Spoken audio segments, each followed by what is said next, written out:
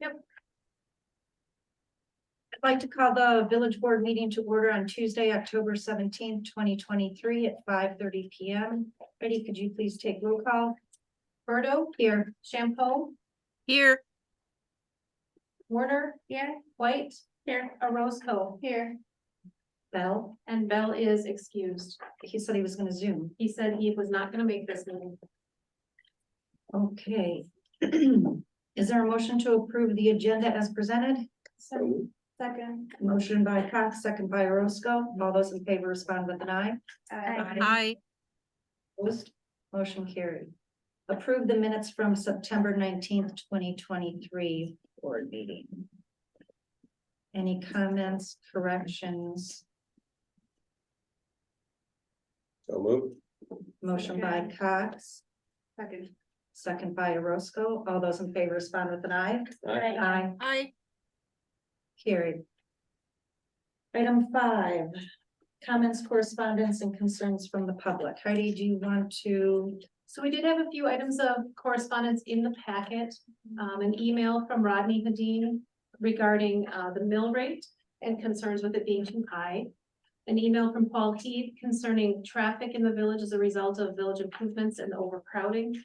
And an email from Dominic Frandrup, the director of the Door County Library, announcing that the county has decided to fund the Sister Bay and Liberty Grove Library for 2024, as well as the Egg Harbor Library without an agreement necessary. Is there anybody joining us tonight that would like to address the village board? Yes. I'm Rodney Gideon, and I wrote that letter. And I guess my question to the board was, who do you represent? Because the taxpayer doesn't seem to be represented. We're 242% of Liberty Grove's taxes. We're 100 and some percent more than Ephraim. And just spending money doesn't seem to be a problem. We end up with a lot of nice things in Sister Bay. We have a lot of nice things, but everybody can use them. The whole county can use them, not just the people from Sister Bay. And, if I live on my property, and I'm not worried about me because I got enough money to pay, but I'm worried about the next generation or the next generation. We've had our place in Sister Bay now for 120 years. And, taxes started out at $7.43, and now they're $36,000 a year. And if I lived about 400 feet further north, I'd be in Liberty Grove, and I would pay $10,653 less in taxes a year. And is that a concern to the board at all? We can listen and we can hear you, Rodney, but we are not to engage in conversation back and forth under Okay. comments and Well, correspondence. and that, because I was at the Parks thing too, and you're talking about a new administration building and a new warming house and moving the park thing. It just doesn't seem to be any end to it. It's nice to have, and it's so nice to have that now the property in town has dramatically increased in value, which is great for people if you wanted to sell, but it's not good for a local that wants to live here. Because the taxes just keep going up, and if you're not gonna sell, are you gonna force all the locals out of town? There's actually 2 locals left on the water.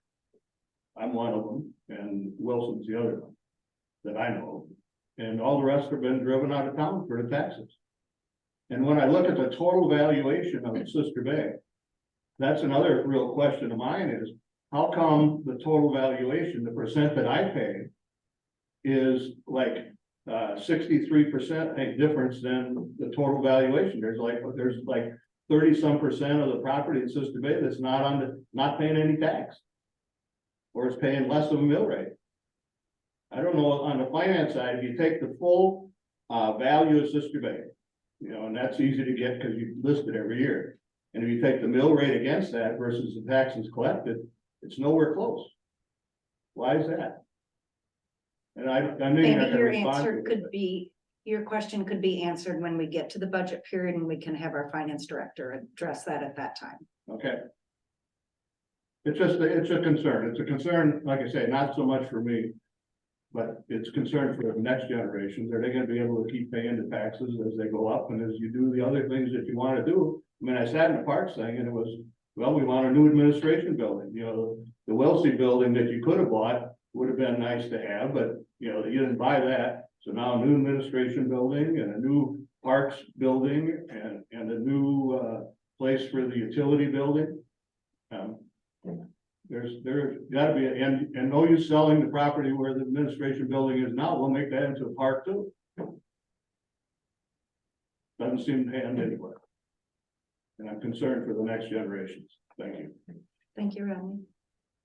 We did have one online. Christy, do you want to unmute yourself? There we go. Am I unmuted? Go ahead. Oh, you muted again. Can you hear me? Go, Heidi? can you- Can you hear me? And now you're muted again. Well, it says mute on my end. Can you hear me? Yes. Okay, sorry. All right. So Heidi, I talked to you earlier today and just some of my concerns and when it comes to this part of the meeting, my concerns are short-term rentals and some of the fees that are being, you know, put upon us. I explained and Julie, you know, I talked to you earlier about the driveway situation and we are taking care of that. Our property was built in 1984. You guys, I don't know who is there, but it's probably familiar with my mother-in-law, Bobby Raymond or Roberta Raymond. She owned the property. We inherited it in 2018 when she passed away. That was our first time that we decided to turn it into a short-term rental. And we've abided by everything and we've complied with everything and we don't allow parties. It gets handled by Rentor County because we set it up with a property management company because we felt that that was the most responsible thing to do. But now all of a sudden, and believe me, I 100% back you guys on what you are doing to try to keep the one night Airbnb party renters down. And I understand why you want us to have Sister Bay permits and all of that. My problem with some of this is you're increasing the fees on everyone across the board. And I personally feel that there should be some people or there needs to be some kind of grandfathering in process on that. And I know that there are a lot of Door County residents and Sister Bay residents who are against short-term rentals, but we also use our property and we use our home as a personal residence, more so in the winter than in the summer months. I go up there and spend, you know, a few months up there in the winter. It's just the time that I enjoy it more. But the problem is we went from a $500 licensure fee to now it's $1,500. We've opted not to keep our home on the market for rental year round. So we've cut back the amount of money we make on the house. And I don't think it should be automatically assumed that everyone is getting, you know, I go on Rentor County, I see what my competition is. I see what upgrades I need to make to my home to keep it in a more competitive market. And I personally feel that the assumption is everyone is making $4,000 a week to rent their beautiful home in Door County and they can afford $1,500 a year. Well, we don't get $4,000 a week. We get $1,600 a week and it's not rented all the time. So now we're getting nailed with $5,100 to get our driveway paved. And we've already contracted to do that. And we put a new roof on the house. So we've done all these improvements and it just feels like fee after fee after fee after fee. And I'm not sure at what point in time are you just doing all of this to eliminate short-term rentals? Because I get it. And I get that there are some people who have never set foot in Door County. They go on, they hire a real estate agent, they buy 4 or 5 houses on the market, they flip them, they turn them into long-term rentals, and they've never even been in the state of Wisconsin, more or less Sister Bay, Door County. But we do, and we use our home as a residence, and we only rent it from April till October. So I just kind of feel that some of these fees are increasing unfairly to the people who are abiding by the rules, to the people who are using a property management company, by the people who, not everyone is using their houses as party houses. We've had one complaint in the 5 years that our house has been listed as a rental property, one. And that is because the neighbor to the south of us didn't like that I didn't respond to her email at 2:30 in the morning. And so she called and complained to the village that the people who were renting our home were sitting on our deck at 2 o'clock in the morning being rather loud. And instead of calling Rentor County and filing a complaint with them, she immediately filed a complaint with the village. And I got her email at 7 in the morning and I called her and I called Rentor County.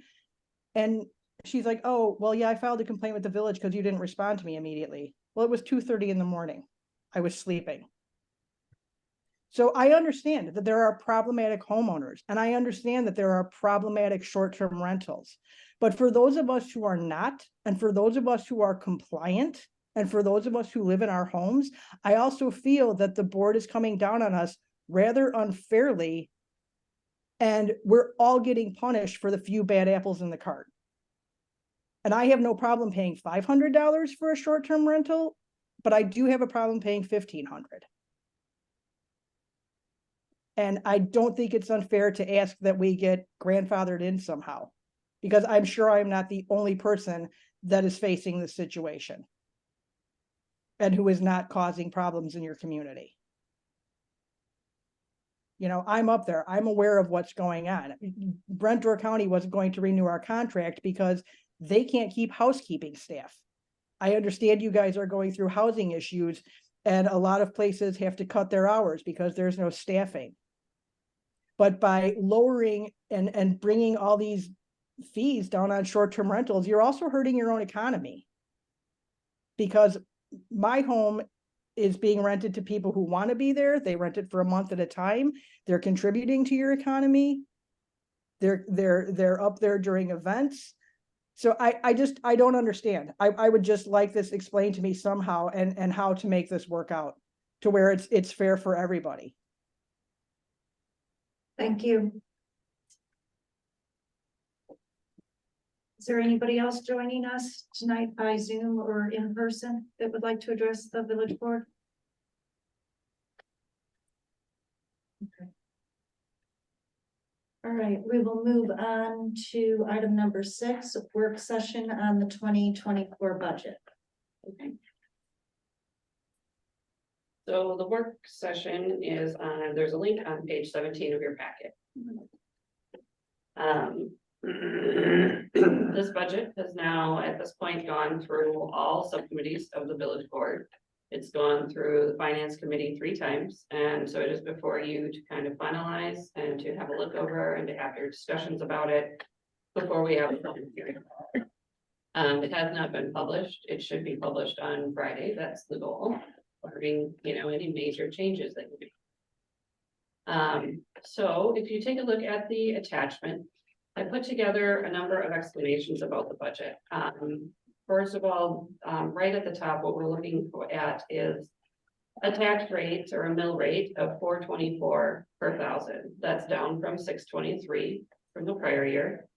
The village levy would be $3,373,823. Our assessed value this year is up 64%, rose from 482 million to 795 million.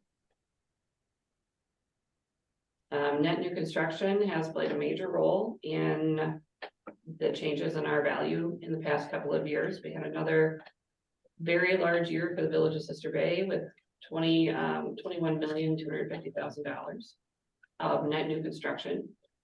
That's a percentage increase of 3.45%, which is the largest increase of all municipalities in Door County and double the county average, or double the county's percentage of 1.65.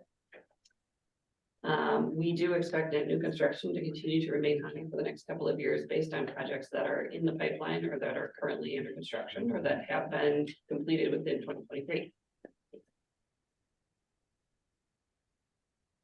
With this mill rate, it means that a $400,000 home in Sister Bay will pay $1,695.58 in taxes to the village. The median residential home price in Sister Bay is $474,000. That's up from last year's median home price of $348,000.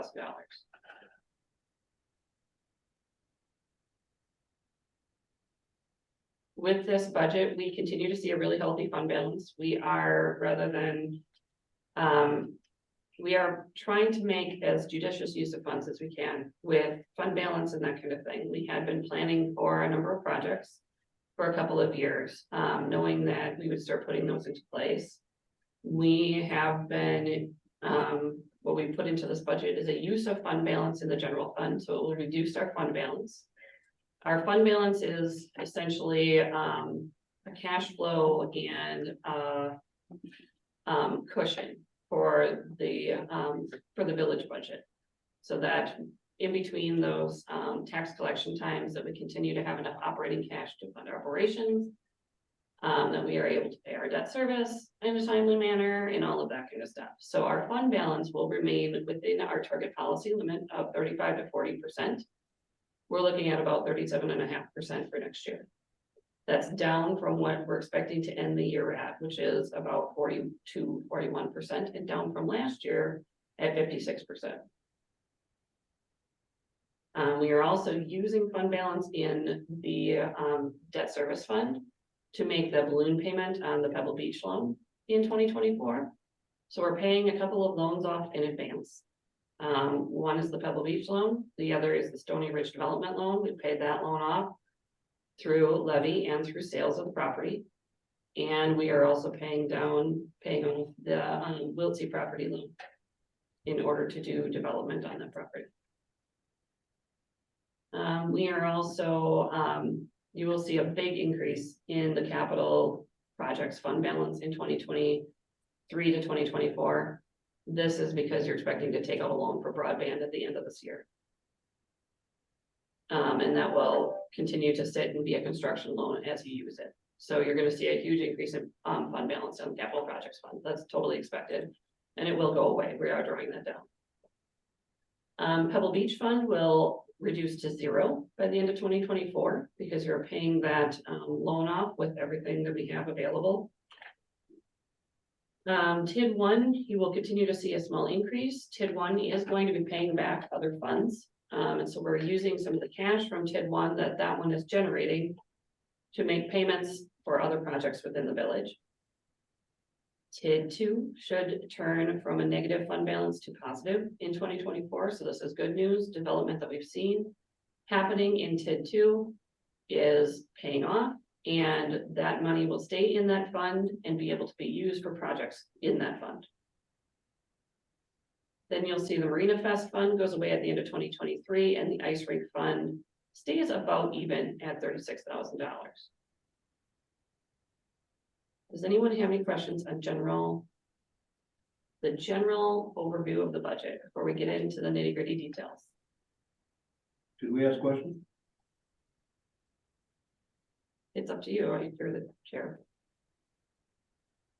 I would say your questions would be appropriate when we hold the public hearing, Rodney. I thought you said when the budget first I- talked. Right, and so when she's done presenting, I will ask her to address your question. Go ahead, Tasha. Okay. So if you're moving on to, I'm going to skip through the policy. The policy is unchanged from the prior year. Page 8 is the budget notice as it should show on the paper, barring any changes. We're looking at a public hearing on November 7th at 6 p.m. That public hearing is expected to be conducted via Zoom. The budget will be available at the administration office and on the website for review. Moving on to the general fund, starting with the explanations on page 10. Taxes in the general fund. We put all of our taxes in the general fund for our capital levy and for our general fund. And what we transfer out to the ice rink fund, sorry. Lost my train of thought. The portion of room taxes that we are recording in the general fund are just there to offset the tourism zone commission charges. So that's just a wash. The property taxes used for a general fund, village operations are actually decreasing from 2023. The property taxes for capital levy are increasing from 467,000 to 902,000. Intergovernmental revenues are aid payments the village receives from the state programs. The increase is primarily coming from our expenditure restraint aid payment of $26,000 and a supplemental aid payment due to Act 12. That supplemental aid payment is about $49,000. This is probably the last year we will be eligible for expenditure restraint because we drop underneath the mill rate requirement. Licenses and permits, majority of the increase there is due to permit revenue and license revenue. Those are probably the most significant ones. The other financing source is the other one I want to point out to you, where you're looking at $290,000 transfer from TID 1. So when I talk about the TIF district, paying back other funds, this is the beginning of that. And that cash flow, basically, we are turning around. Part of that is going into our debt service fund, and part of that is going into our capital fund. That's how we're supporting that $902,000 transfer. In general, a larger portion of the village's general fund revenues are coming from sources other than property taxes, as they have in the past. General fund revenues from property taxes are typically about 76 to 81% of revenues. In this budget, we've reduced that to 68%. Do you have questions on general fund revenues?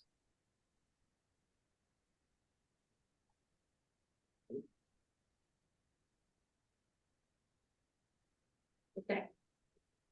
On the general fund expenditures, so this is a lot to go through. I'm going to hit the big highlights.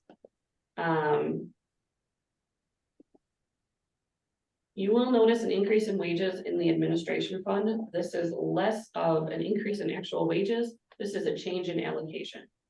So as the TID ages, there comes a point where you are no longer able to put expenditures into that TID. We've reached that point for TID 1. And so those funds that we used to outsource to the TID to pay for the cost of development and the work we do on development agreements and the work we do for, reviewing engineering plans and all of that kind of stuff, that has to now flow back into the general fund. So you have a $36,000 increase just related to that reallocation. In the elections fund, we're looking at $12,000 for Badger Books, which is an electronic voter log system. We want to put this in place after the presidential election because you do not want to put something in new and unusual before, and then, run the risk of people not being fully aware. We want to do it when there's a slower election and we can train staff.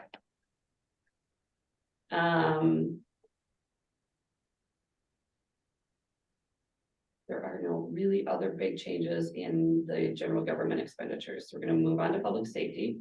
Unless someone has a question, please stop me if you have a concern or a question. Unless you want to review all general fund expenditures and then do it. In public safety, we're looking at an $11,000 increase for fire protection. This is the maximum we can increase the fire department's budget under our levy limit. So that's 7.4%. We are also looking at a $3,000 increase for law enforcement. Public works, your biggest changes are in public works general and street maintenance, and then refuse and garbage. There's actually a decrease in the allocation of wage benefits for most public works personnel, but we did put in more part-time public works personnel hours. But the majority of the increase is coming from the public works director's time allocation to this category. More of his time is swinging towards public works. Other budgetary items include $5,000 for equipment rentals, $2,200 for a welding tank and regulator, and $5,000 for a wood splitter. In street maintenance, little change in wages and benefits. There is an $8,000 request for equipment rental. Minor tools and equipment was increased $8,500 to purchase concrete tools, a sandblaster, and hydraulic angle broom. That hydraulic angle broom will also be used at the ice rink. The broom was included in the CIP, that's over $5,000. And then we are looking at refuse and garbage collection. You have $10,000 for garbage, additional garbage receptacles along Bay Shore Drive. And an increase in the cost of garbage pickup in the village. In health and human services, very little change, $2, so I'm just gonna keep moving on. Other culture and recreation, your biggest changes are in parks and at the sports complex. In parks, the time and benefits allocation was increased 6%. Contracted services are budgeted for the outdoor recreation plan, so that's a pretty significant expense there. We're looking at a rake for the tractor that is budgeted equipment and tools, $14,000 for bike racks and general park supplies. $4,000 for bench supplies, sorry.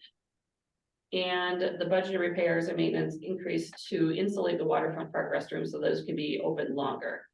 We also have $10,000 for lighting improvements behind the post office and along the park. And $2,500 for tree plantings and $1,500 for equipment maintenance. On the sports complex, you're looking at an allocation of time and benefits increase of 5%, but part-time was reduced by 8%. The budget for contracted services was increased to cover rolling of the fields. $2,500 was added for tree planting. And the grounds maintenance line item was increased $7,000 to reclay the Little League field. In conservation and expenditures, your biggest one is zoning. So if we are looking at adding a staff person for zoning and code compliance, the approximate cost of that position was about $130,000 between the wages, the software that they need, all the licenses that they need and everything else, training, and wages and benefits. You're looking at $130,000. There is a $65,000 decrease in urban development because we finished some design plans in the comprehensive plan that we had budgeted for 2023, or we are finishing, expected to finish by the end of the year. And then in other financing uses and transfers, this is where you're seeing the bulk of the change in the budget. So you're seeing the $435,000 increase to capital.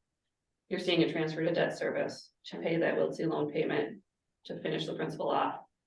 And then you're looking at a $10,000 increase to the ice rink.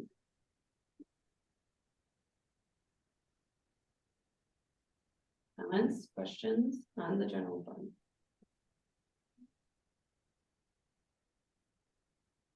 What are you doing to the ice rink? I'm just curious because I use it quite a bit. I'm sorry, What are you What do doing you- in the ice rink? I just want to know what you're doing to the ice rink because I'm up there in the winter a lot, so I use it quite a bit. We're not taking questions at this time. I'm sorry, Christine. Oh, okay. that was Patrice, sorry. Questions from the village board members? Okay. I'm gonna move on to. You have no questions, we can go to. The general fund. If you see yellow highlighting in there, it just means it's an account for me to add, so don't call attention to it for yourself, it's calling attention for me. I do have one question. Yes. Just about the zoning and the compliance officer. And it said the IT hardware and software, is that the software to deal with the short-term rentals or is that different software? It's software to track short-term rental licenses and all of the stuff that is needed. There's also Adobe software, there's licenses for email, there's a number of different things in that. Just wanted to make sure that was included in that and not a different software. Nope, that's in there.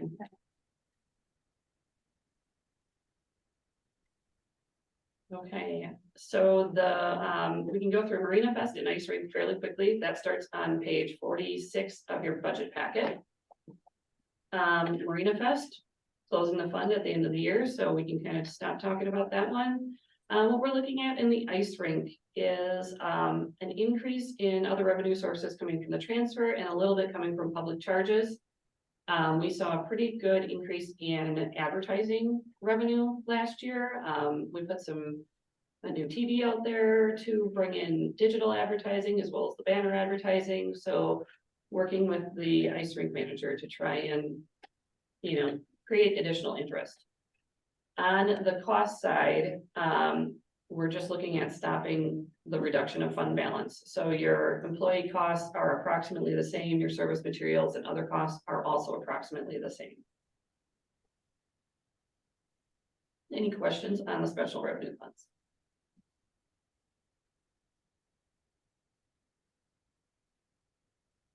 Okay. The debt service fund, so this is a really important one for the village to take a look at in the coming years.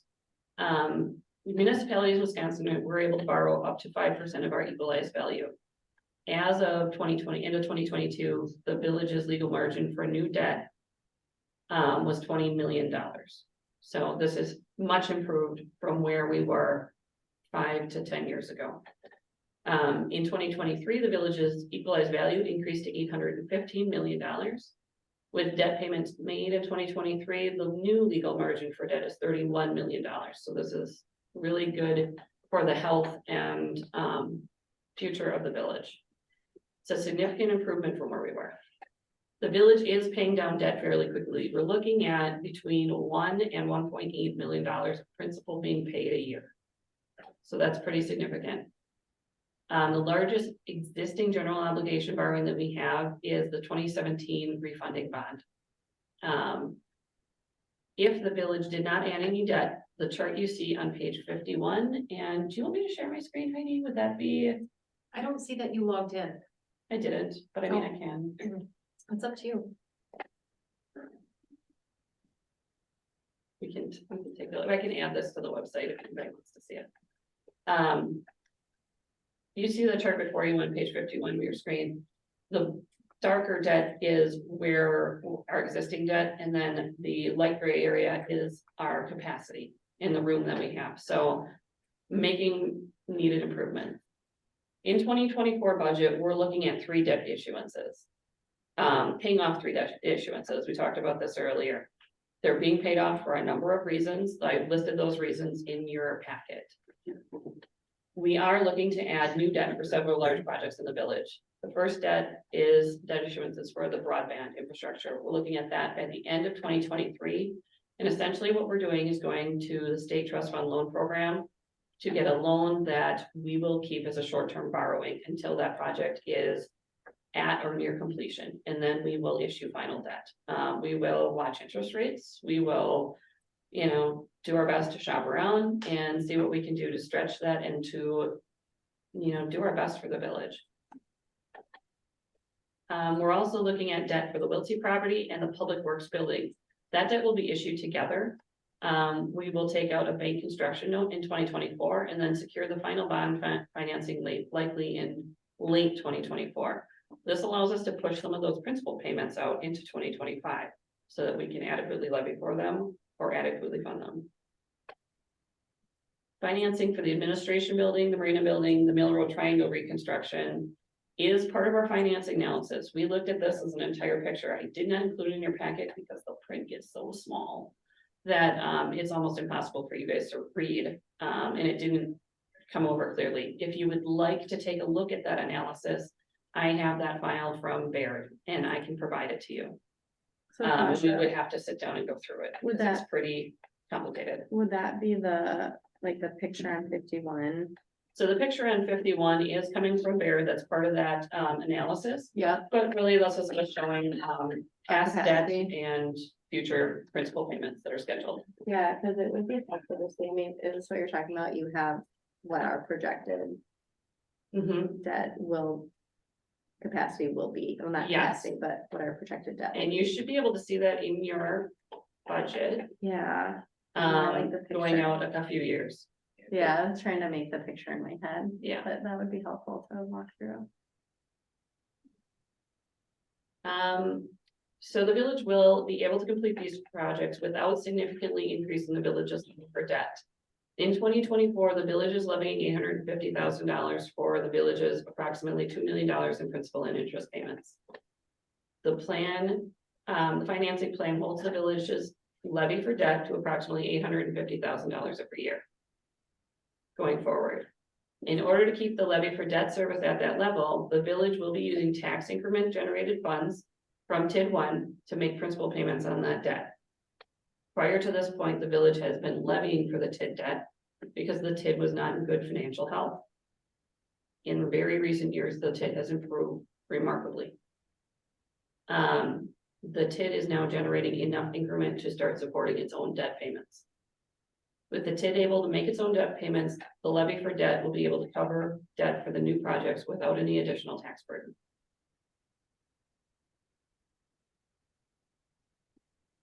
Any questions on that?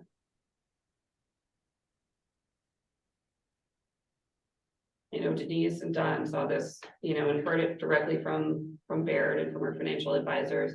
We've run the scenario a number of times, so this is honestly, this is the fourth time I've run the scenario with them, with little changes here and there, you know, replace this loan or make this adjustment or whatever. And every time we are able to hold our levy at that amount. So.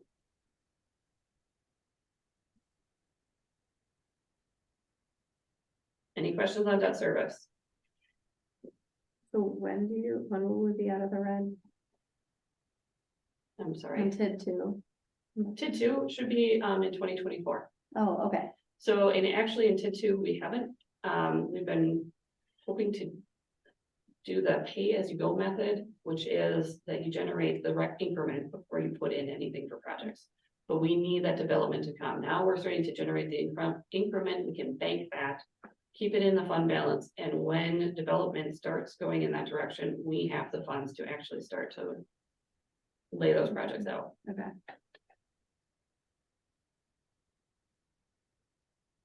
Okay. On to your capital and TID funds. So in the capital fund, the fund is, sorry. Page. I'm sorry, 59. 59. The capital fund is supported primarily by a tax transfer from the general fund. The 2024 general fund transfer is $902,000 and a little bit of change. The other revenues that we're looking at are grant revenues. We're using municipal reimbursement funds, the debt proceeds, TID repayment, and interest earned. So we're maximizing everything we can to make these projects happen.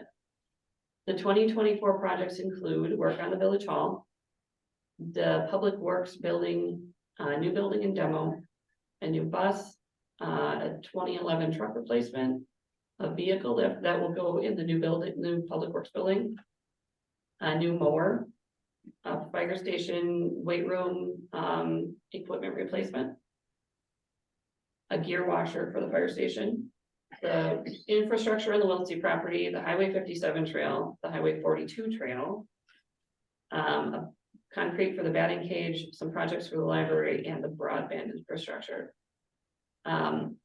As I noted, you're going to see a significant fund balance in that capital fund, but that's totally expected. In the Pratt funds, we're starting to generate about $380,000 in Pratt funds a year. That's up from $350,000, which is where we were at a year or two ago. We are looking at two projects. One is a major project that will take about $1 million, $900,000 to $1 million out of the Pratt fund. So you will see the fund balance decrease in the Pratt fund. And that's to do Mill Road West, which is the road right in front of the beach. And then the other one is to do Country Lane. For Pebble Beach, we are reducing that fund balance to zero, paying off the debt on that fund. To do work on Pebble Beach, we'll have to find some revenues, do some budgeting in the future, and do some planning. In TID 1, we're looking at a small decrease in tax increment. Interest earned will be from investments, the land contract with the Door Hotel, and from the loan to the marina that that's continuing to be paid off.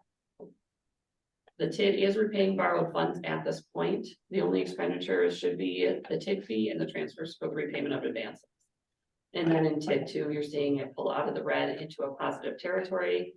Expenditures are related to administration and development, auditing, and other things. questions on capital funds? Right. I'm gonna move on to the water fund, which starts on 68 of your packet. So in the water fund, revenues are gonna be down a little bit, but that's primarily due to that capital contributions. In 2023, you're gonna see capital contributions come into the fund from the TID, from the installation of cherry wood. We are not expecting any rate increase. We did a rate study for the water fund in 2023 and no increase was needed. So cash flows are adequate to meet expenditures. If you scroll to the next page, you will see on page 69, your expenditures are increasing about $122,000 a year.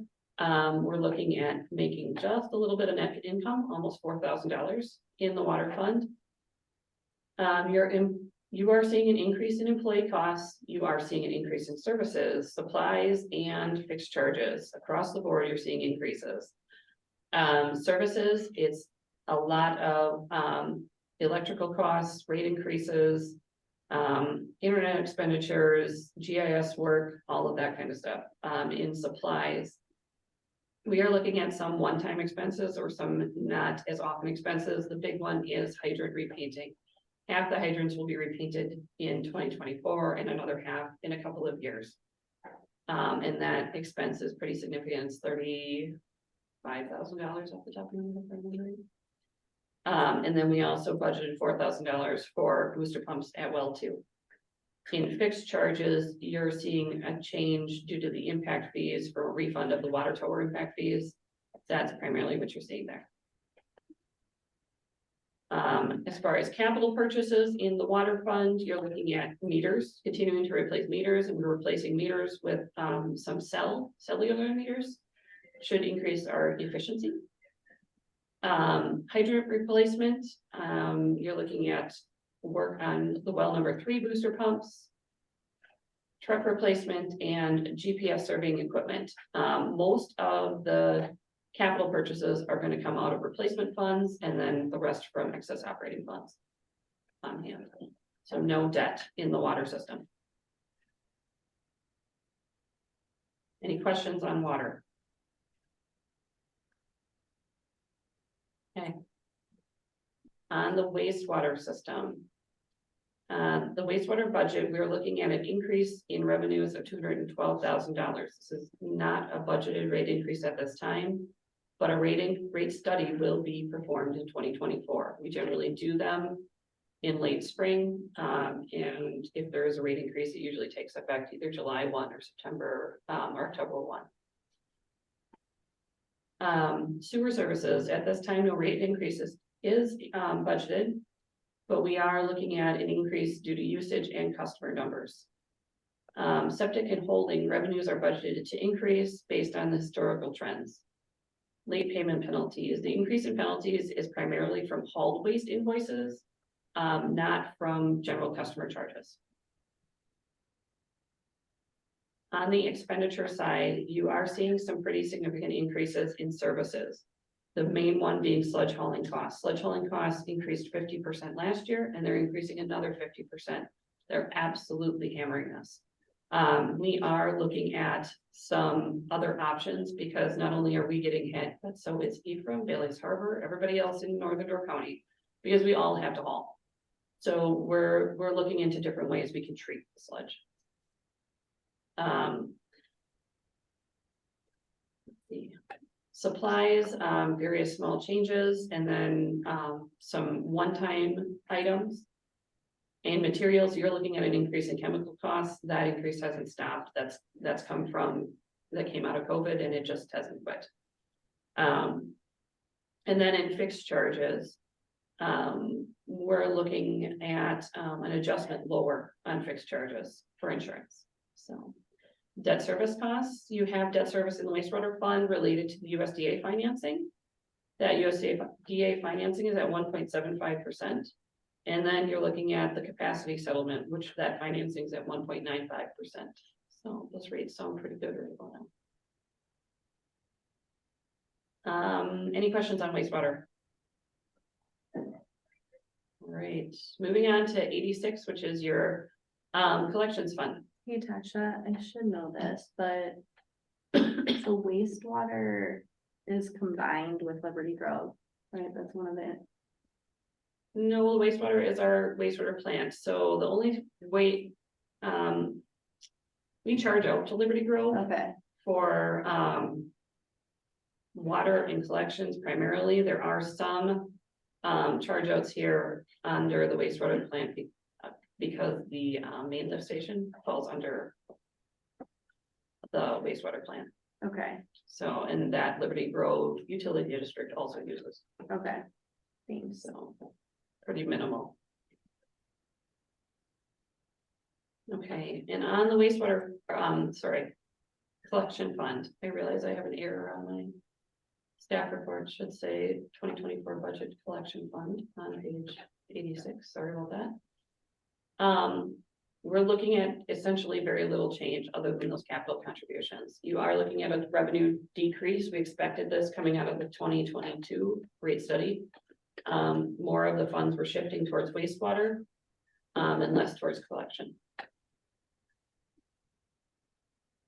On the expenditure side, you're looking at some modest increases in employee costs and other costs, which would be your depreciation costs. There is no debt in the collection fund. So collection fund and water fund, no debt, totally covering their operating expenses at this point. Any questions on collection? All right, and the final fund is the Marina Fund, starting on page 93. So you have very little change here on the Marina Fund. You have a decrease in grants because we received the grant for the DNR, from the DNR for the work on JDOT. Very little change in public charges and the miscellaneous revenues. We were expecting donations for work on JDOC from the shadow, related to the shadow. That project did not happen. And so those donations were never received. So there's a budgetary adjustment there.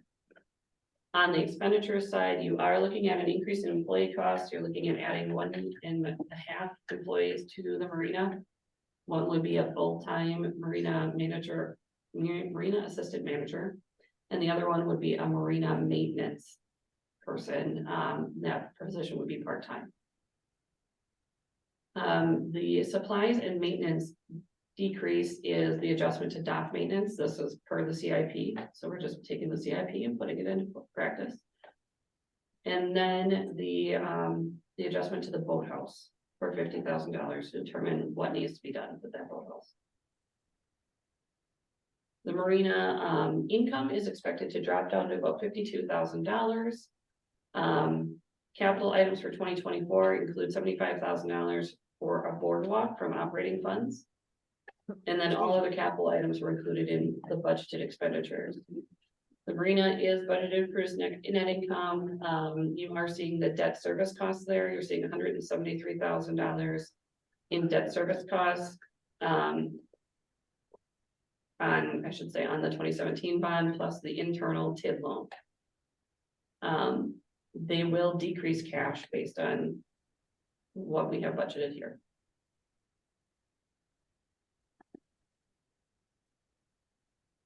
Any questions on marina?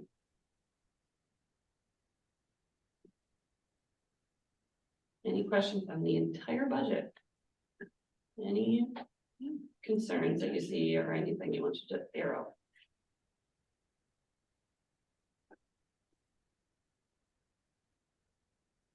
Would you like to answer Rodney's question?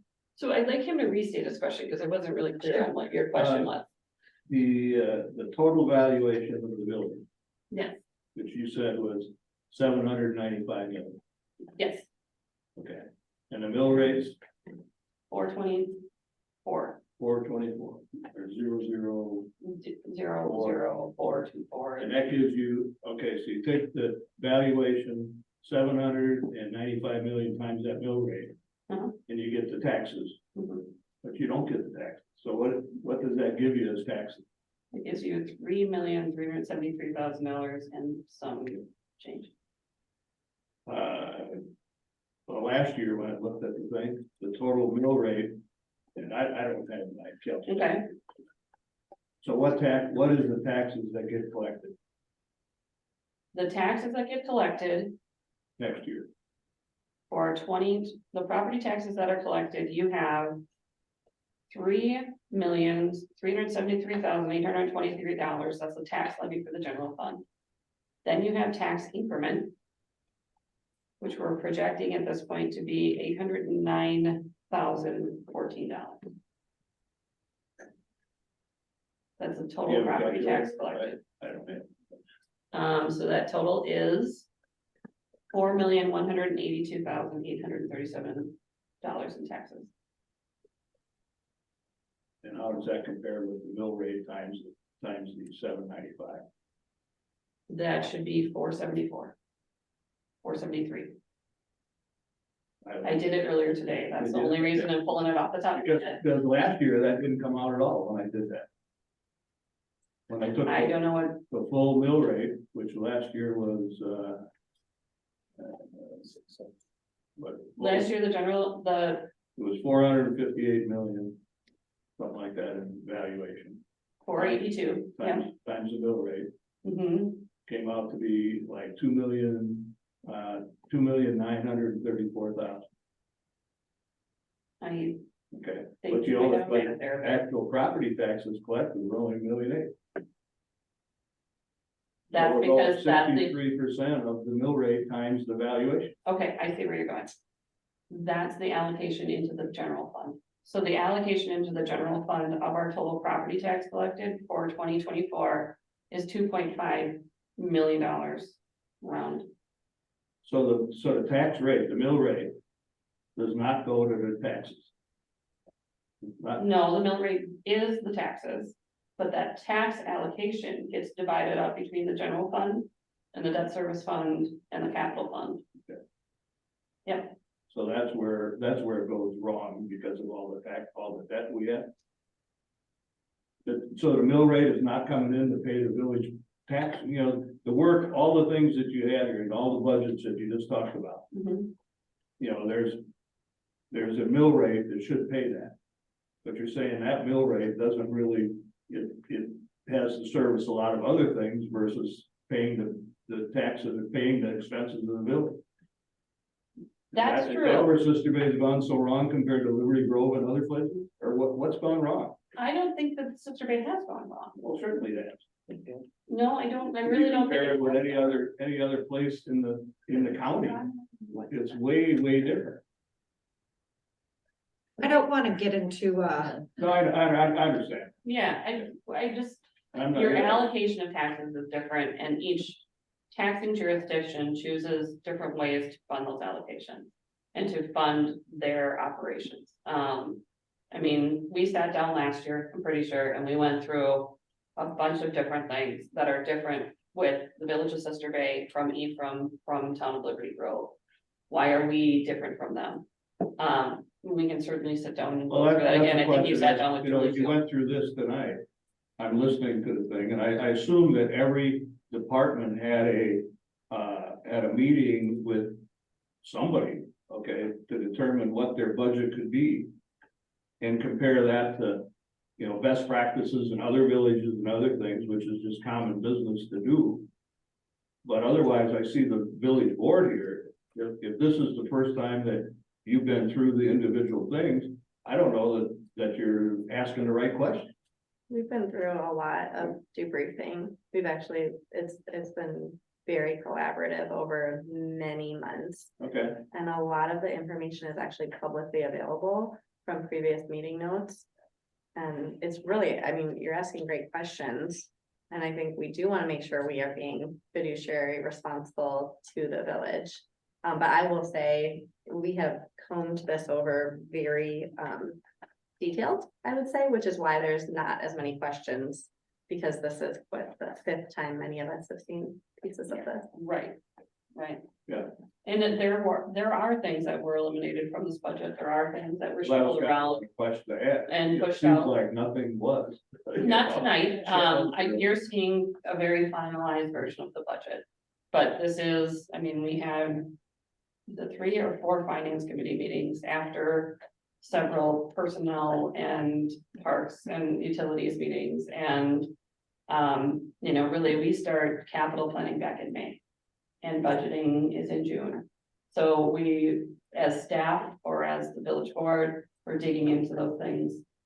Months in advance and looking at what we can do. And there are things in this budget that have decreased. There are changes that are being made to improve things. But I think you're also seeing Sister Bay growing at a rapid pace, and I think.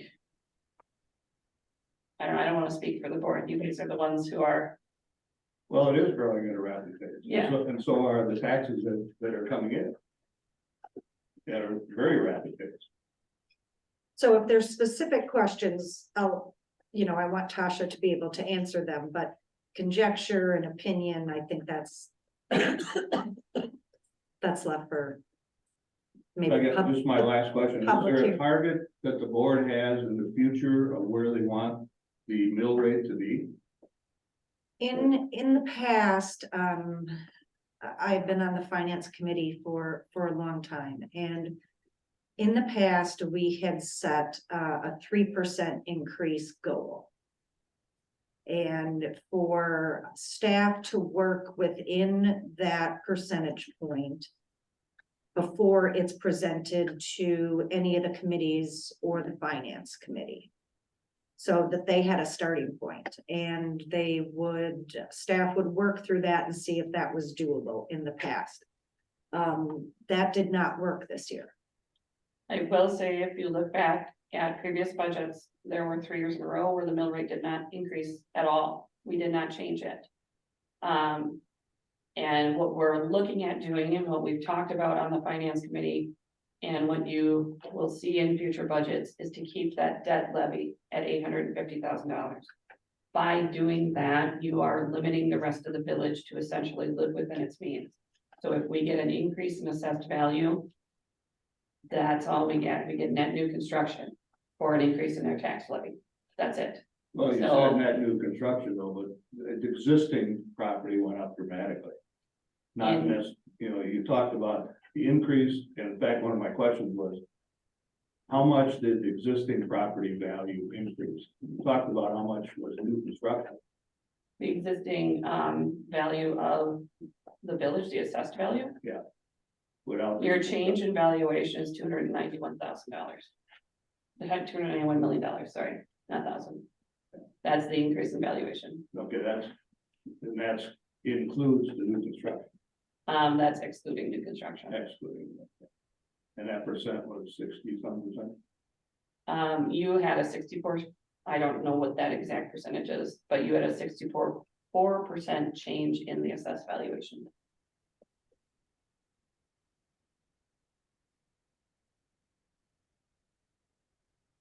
Okay, I can just add something too. I think one of the reasons why you're seeing things where the departments weren't able to hold it to a certain percentage this year is we're dealing with stuff that has been neglected for years. We're finally fixing the roads, we're finally trimming the trees, finally doing the plans that were mandated to do. We're just finally paying attention to buildings and doing the maintenance on them that we haven't done for years. And it costs money.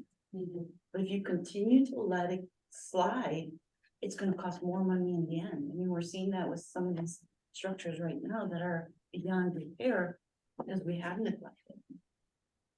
So you are gonna see some expenses of it. Do you think the other villages don't do that? I mean, That- everybody does that. Jeez. Okay, I got it. Where do you want to go next, Tasha? I guess I just need a consensus from the board that we are ready to publish, that this is. We're comfortable with where this is at and you're ready to go to public hearing. You're fine with it? I'm okay with it. I'm okay with it. Okay, this is where I speak up. Yeah. I did not, approve the budget at our finance meeting last week. Nate and Don did, so it came here, as it came out of finance. Because I understand that the mill rate is being reduced because of the $291 million of new assessed valuation. I've run numbers from the mill rate from last year, which included the TID apportioned mill rate to our mill rate this year. And if you owned a home on the lower end of the spectrum that maybe was of $350,000, which was the average value of a home in the village last year. And the average home value this year is $475,000. So it's $125,000 increase. If you own that home between what you paid in 2022 and 2023, you would see a reduction in your taxes. But that's on the low end. When you start getting up into higher rates, or higher increase in assessed valuation and a higher value on the home, I created a spreadsheet with this, and the increase in the taxes just on the Sister Bay portion are anywhere between 8 and 20%. That's unacceptable to me. And I'm sorry, Denise, this is with the current mill rate we're talking about right now? Yes, Okay. it depends on, it's very individual to what your home was valued and what it is valued today with the mill rate and what that difference was. For an example, I will use my own home because I have those numbers. Okay, my home in 2022 was valued at $334,000. Just to the village, I paid just about $2,400 in taxes. Okay, my assessed valuation increased $241,600 to bring it up to $575,500. So my increase in a dollar amount is about $350 just to the village, or a 15% increase. You can average it out, and Tasha has said it's basically a 12% increase kind of across the board, but it will be different depending upon your property. I'm not comfortable with it. So this is, may I say, this is new information because this wasn't presented in finance. You must maybe did this work after our last After, finance meeting. Yep. Appreciate that. I don't know if you had a sense, and that's why you didn't vote for this budget to go through, and you were working on this and just didn't let us know in finance because this is all new. No, To be fair. I thought about it afterwards because what it started out as, Don. Yeah. Was that I was trying to find where the break-even point was on any particular piece of property versus the mill rate from last year, which was higher, versus the one that's being proposed this year. And so I was trying to come up with, okay, if your house went up $125,000, were you paying more or less? Most likely you're paying less than you did the previous year. If you were at $150,000, you were still paying less. You kind of get into the $240,000, $250,000 of increased valuation. And that's where the hit starts. So do you have a solution to that problem? Is it a sliding scale mill rate based on valuations? I mean, I don't know if that's practical. No, It's not no, possible. So, I don't think that's legal. but understood. So my point, point being, now, if we all had a chance to approach the board with different people when the valuations came, right? Some people challenged them, and sometimes they listen, sometimes they don't.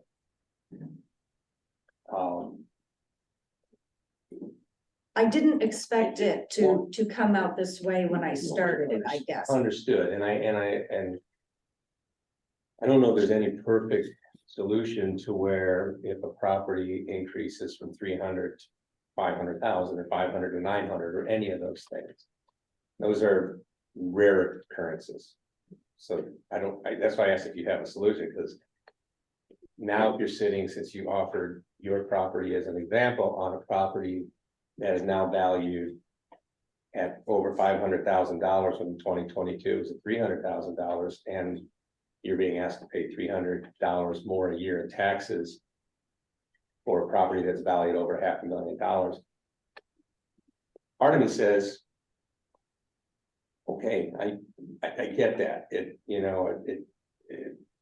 dang it, I don't know that, yeah, because I'm gonna be in the same boat with you, there's no question about that. It comes with the territory, I think, when property values go up so much, and they've gone up so much because so many people want to be here because of all the good work that's been done. It's kind of a vicious circle almost, right? I don't know the solution, that's why, I mean, really, if you look at a spreadsheet, and I know sliding scale isn't necessarily legal, because then you'd be discriminating all over the place. I didn't anticipate though somebody would pay less taxes, Yes, but you can't then. And that's what I was You hoping. can't supplement that by taking from, right. you'd be doing the opposite of Robin Hood, you'd be stealing from the rich and giving to the poor to pay, right? And that's what I was hoping when I started out, that it was just going to be, Right. this. But we do need a solution, and we do need because the budget has to be passed, we have to get a budget that's workable. But if this is gonna be a sticking point, how do you get through this? Like, how do you say? We gotta pass a budget, do we raise the mill rate, then you're gonna pay higher, do we lower it, and then, I think there's that, I said in the finance meeting that I didn't. I think my exact words were that almost every department got everything that they wanted, and I didn't feel that our committee on finance cut enough things to reduce what was being presented, and I still feel that way. but then we had a discussion after about all the things we did cut. and Right, said that. we cut, according to my notes. $35,500 out of the budget. When I had proposed an additional 120,000 that was kept in. So you got 40% of your wish. Well, and it wasn't a wish, it was conversation to be had, and it didn't pan out that way, Understood. but I still feel strongly now, knowing that anywhere between, an 8 and a 20% increase in people's property taxes. Out of the size budget we are looking to pass, though, if you took another $100,000 out, let's say you took that 100,000, everything you wanted to cut came out. Where would that leave us? Is that even, I mean, compared to the size of the budget and needs, is $100,000 really material? I don't know, Tasha would have to tell us that answer. So if you took 100,000 out of it.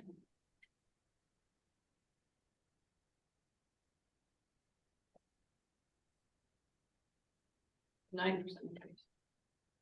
Instead of a 12? So $100,000 basically equals 3%. So if you got half of that, it'd be 1.5%. Because I mean, there's the conversations in finance and other committees, I'm sure. It'd be difficult to get 100% of the cuts you want to get. It never happens that way. So even if you got 50% of the cuts you wanted to get, and so we found another 60. So we're looking at another 1%, 1.5%. Tasha, do you know what the budget would have been, or what the rate would have been, if what would have been adopted would have been what staff presented to the committee versus what the committee came back at? Because Don't anymore. I don't anymore. Okay, because committees added stuff. Yes, That committees staff added a didn't number of want. things that were not staff's recommendations.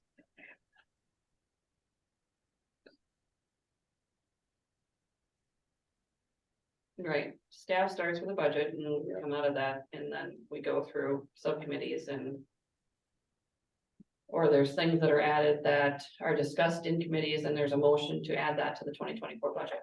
Well, those things go in a folder and they get added, and they're not necessarily staff's recommendations. Or they're things that staff has added, has said they would rather not have in the budget. So.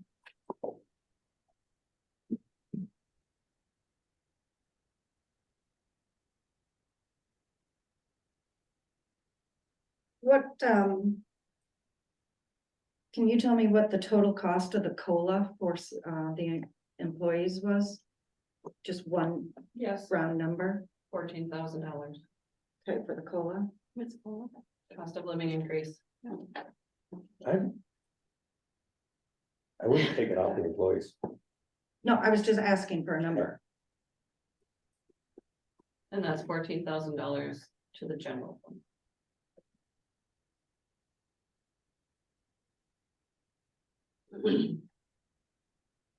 And what was the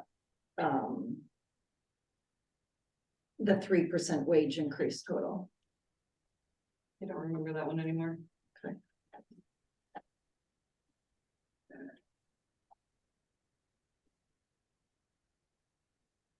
So.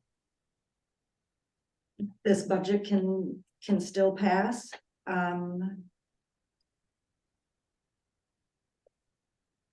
And if we don't pass it, what happens? we have to cut something until Do we everybody's, cut tonight, or do we go back to our committees and cut? no, tonight.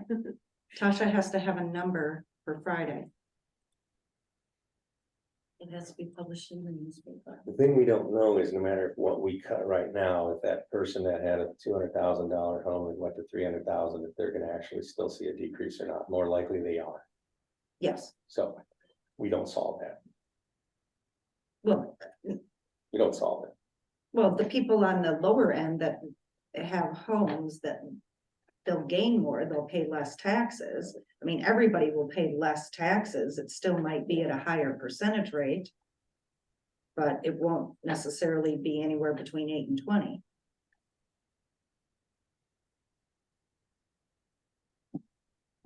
How much of that $4 million maintenance building is next year?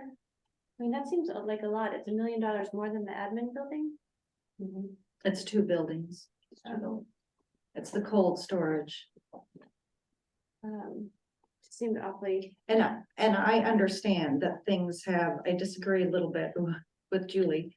But projects and buildings for our employees and staff to function properly out of has been long overdue. Well over 10 years ago, maybe it's probably 15, when Ken Church was still on the village board and part of the finance committee, we started saving money to build a new parks building. But when the waterfront came along, all the money that we had saved for a variety of different things that we were putting away so we didn't have to borrow was used so we didn't have to borrow for the waterfront. And that decision was made at the time. That money is starting to be allocated back as funds become available. Now I forgot what my whole point was about. that we need to put money towards That we buildings. did, that we were planning a long time ago, and then other things happened, and that money was utilized. And so we are at a point now that we are just so far behind in our physical structures and the functionality of them that we have to do it. And I am a huge supporter of all of that. And as Tasha talked about when finance met with Baird the other day, which she will share that small packet with everyone, really hard work, well done. Keeping our how we take out the loans and when, keeping it level so there's not an increase, staying within our allocated borrowing.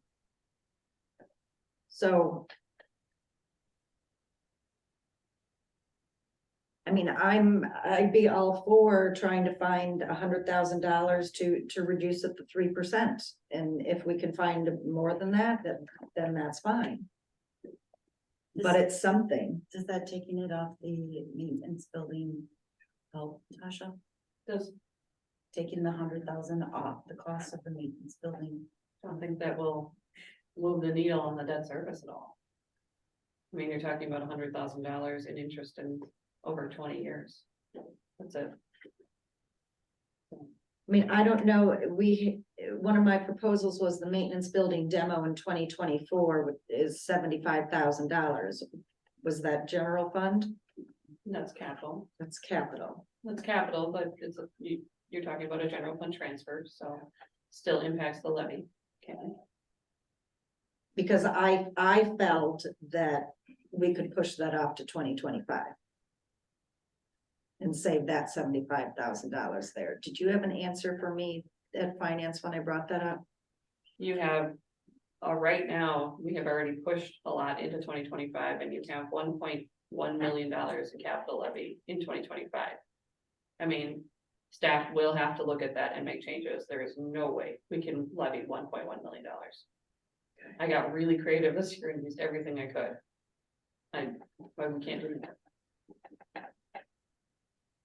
Denise, my only concern with not putting that, taking down the maintenance building in the budget is it was supposed to be in this year and pushed it back already. And if we do have to put up that facility for the postal service, we're gonna be scrambling for money to get things done. Now, we don't know that until we have those negotiations with the postal service. But it is something we'll have to look at and think about. So, so we passed this in finance, with the idea that we would talk about it at the board. Now we're looking for consensus as a board to push this through or start attacking and cutting.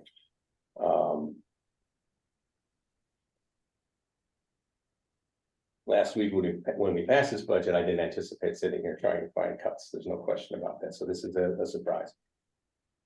Doesn't mean if the board, everybody here decides this is what we want to do, we will. If they want to pass it, you know, it's up to them. And it's not this isn't a vote, this is just consensus, correct? So we know which version to send to public hearing. I think if Before I offer some cuts, why don't we talk to the board members here to see if they're satisfied with the budget that's been presented and we have consensus to move it forward. If not, then we can take up the idea that we can find some things. So if we pass this and it goes to public hearing, Yeah, you're not passing it. sorry, if we, You're just Publish. accepting. Publish it. Accepting it Right. to be published. and it goes to public hearing, we can make edits after we hear back from the public, is that correct? You can make edits, you cannot increase your mill rate. Gotcha, okay. Can we decrease it? You can probably decrease it, yeah. But we Anybody's aren't, gonna argue with you on decreasing. we aren't talking about increasing our mill rate. So What, I'm we're saying, not, like, that's not on the table. no, we're not talking about increasing. Yeah, so. I mean, I wasn't prepared for this conversation, so I'm feeling like I would like more time to think through this. But knowing we can publish this and open it up for public hearing. I mean, gives me comfort that this isn't final.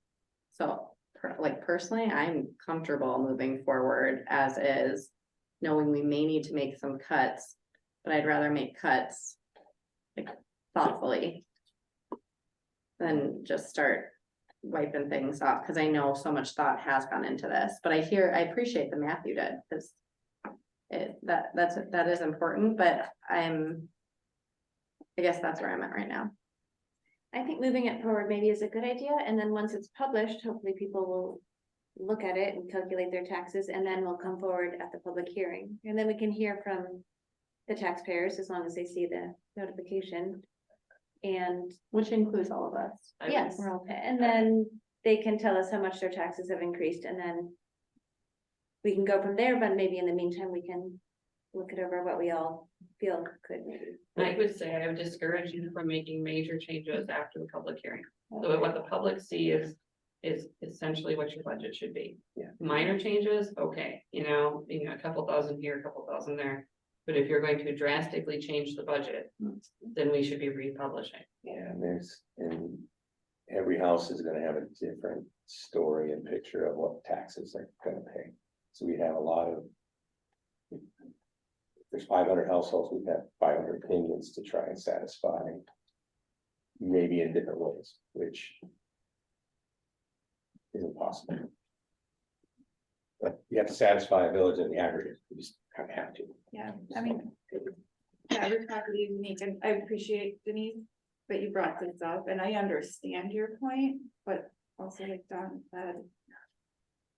We don't have a solution for that, not one that we can come up with right now on the spot. I will say, we discussed at the finance committee meeting back at the end of August, we discussed our debt levy. We discussed what the tax levy was going to be. We discussed that this change would be more than 3%. Yeah. We discussed that at length. We discussed it for 2 hours. Almost. So,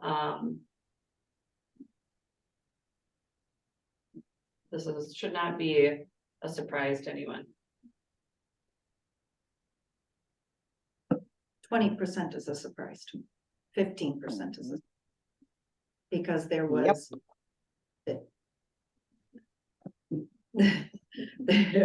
There was no discussion. Yes, we knew 3% was what was not going to happen. And I think when we sat at this table, the board, and Nate wanted to bring it to us for the first kind of run around, and I had asked the question, you said 3% is just not happening. And we all knew that at that time. Right, not to get the 3% is not happening to get the projects that you guys wanted to get done. We knew we would go over that. I think when you look at 8%, 9%, 20%, 15%, you're also not looking at the -3%, -5%, -7%, -10%. You know, those who are going to get a decrease, your average is 474. That means that half the properties are under that 474, they're going to see a decrease in their taxes.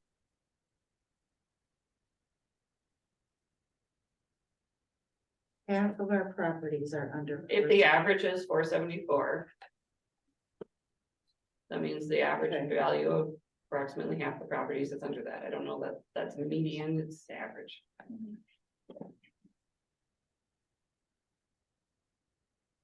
And make cuts, I would encourage you to make them tonight, and we publish what we can, or we don't, and we go with the budget that we have.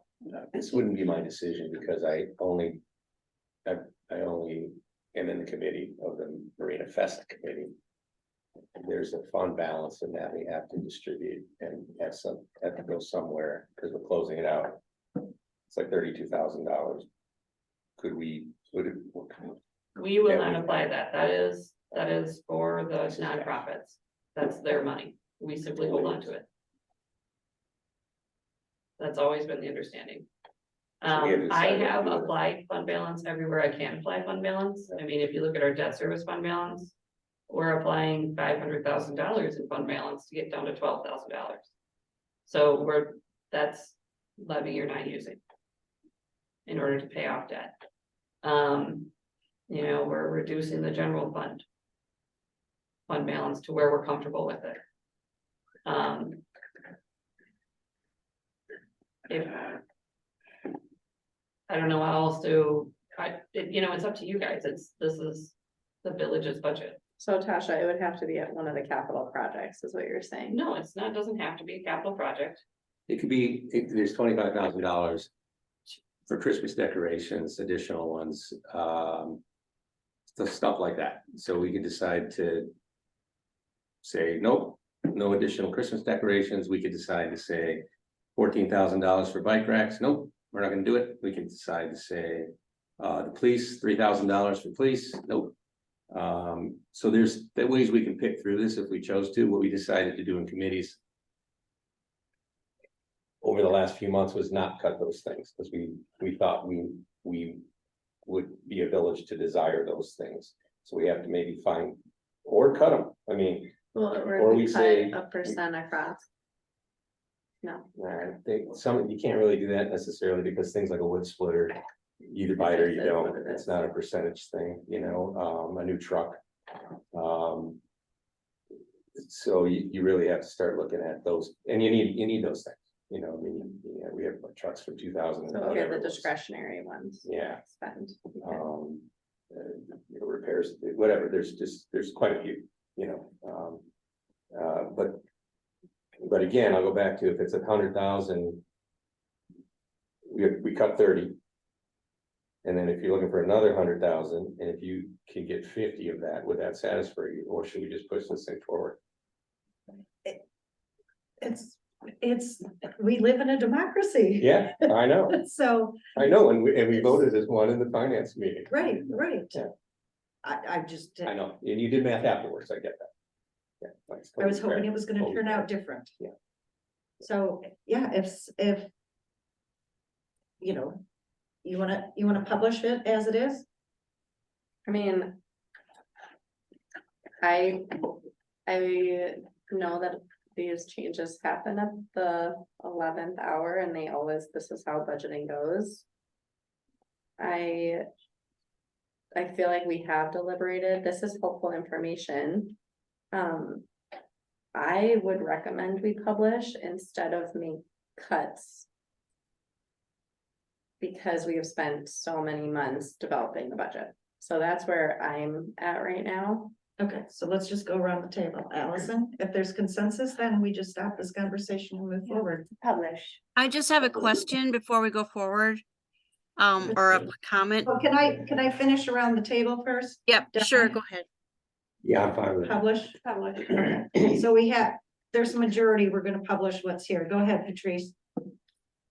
Before I say publish, and I don't think I'm gonna say that, I think we should consider postponing the demolition of that maintenance building at $75,000. And I think that would help our issue greatly. I mean, it's not that urgent. Would it help our issue though? I thought we just decided. it Julie wouldn't. just said that if something were to happen with negotiations with the post office, you would wanna have that money there if they were ready to. Or at least that location there. It's a what if though. We don't Yeah, know. fair enough. It doesn't mean, if it's budgeted, it doesn't mean that it will for sure be spent in 24. And if it's not, it'll roll over into 25.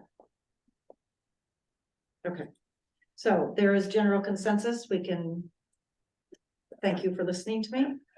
Excuse me, please. We do have one question in the chat about whether or not that public hearing can be made hybrid, both in person and Zoom. I don't know.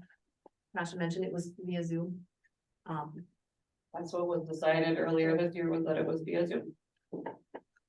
And what day is that on? November 7th. Number 7. Select board, That is Will the we full still board. want to replace the board meeting? well, I won't be here. Can you Zoom? So I mean, that was the point of Zoom. Yeah, November 7th at 6 p.m. yeah. Yeah, I don't know why it couldn't be a hybrid. I don't know who determined it. It was determined at the July board meeting. So it's up to. Because it's the entire board, right? It is the entire board. So, yeah, I'm fine back, just. I think it just made it easier for everybody to make it. Yeah, there's potential I can make it, I'm not sure, it's to be determined. so hybrid is fine. Fine with me. I will adjust the notice then to reflect hybrid. Okay. Okay.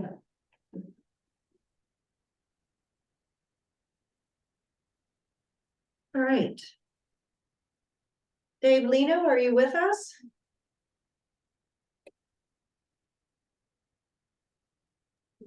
I am. Give me one moment. There we go. Okay, county supervisor report. The floor is Good yours. Good evening, everyone. I emphasize with you with your budgetary discussions and deliberations. The county's been doing the same thing, and I spent about 6 hours this morning doing the same thing you're talking about right now. Which I'll start with today. We the admin committee moved forward and approved the health insurance plan and premium for the year, wellness incentives, the dental and vision packages, as well as a employee incentive that will be paid out to employees on December 1st. We also had a public hearing today concerning the elderly and disabled transportation plan, which is our Door County Connect system. And got your information on that to apply to our budget. I was also happy to see in the packet today the letter from the Door County Library. And our budget hearing is scheduled for November 14th. That was the primary thing that we did today. Our main meeting is next Tuesday, and I'll have more to report for you next month. Anybody, any questions? I'll be happy to try and respond. What is the employee incentive day that you were talking about that gets paid out December 1st? Over the last year and a half, the county has tried to put retention incentive plans in place to do various things. For instance, we gave everybody, the county employees, certificates to get into the Door County Fair free of charge, so there was no charge for that. We, around Christmas and Thanksgiving, we pass out certificates for hams or turkeys or whatever somebody would prefer to purchase with that. This year we have put, I can't give you a dollar number yet, but we did move forward with a proposed plan to do a retention incentive again on December 1st. I can't speak to the numbers because they haven't been approved yet. But every employee that was full-time or part-time would receive some type of retention incentive bonus on December 1st. A lot of that is coming out of ARPA funds to do that sort of thing. But we've had, over the last couple of years, as a result of COVID and the change in the economy coming out of COVID, where everybody knows where we're going with this, we've had a great deal of difficulty in recruiting people and maintaining them. We've become, as the county, it often has become the training ground for new employees that get, especially in law enforcement, EMS, Health and Human Services.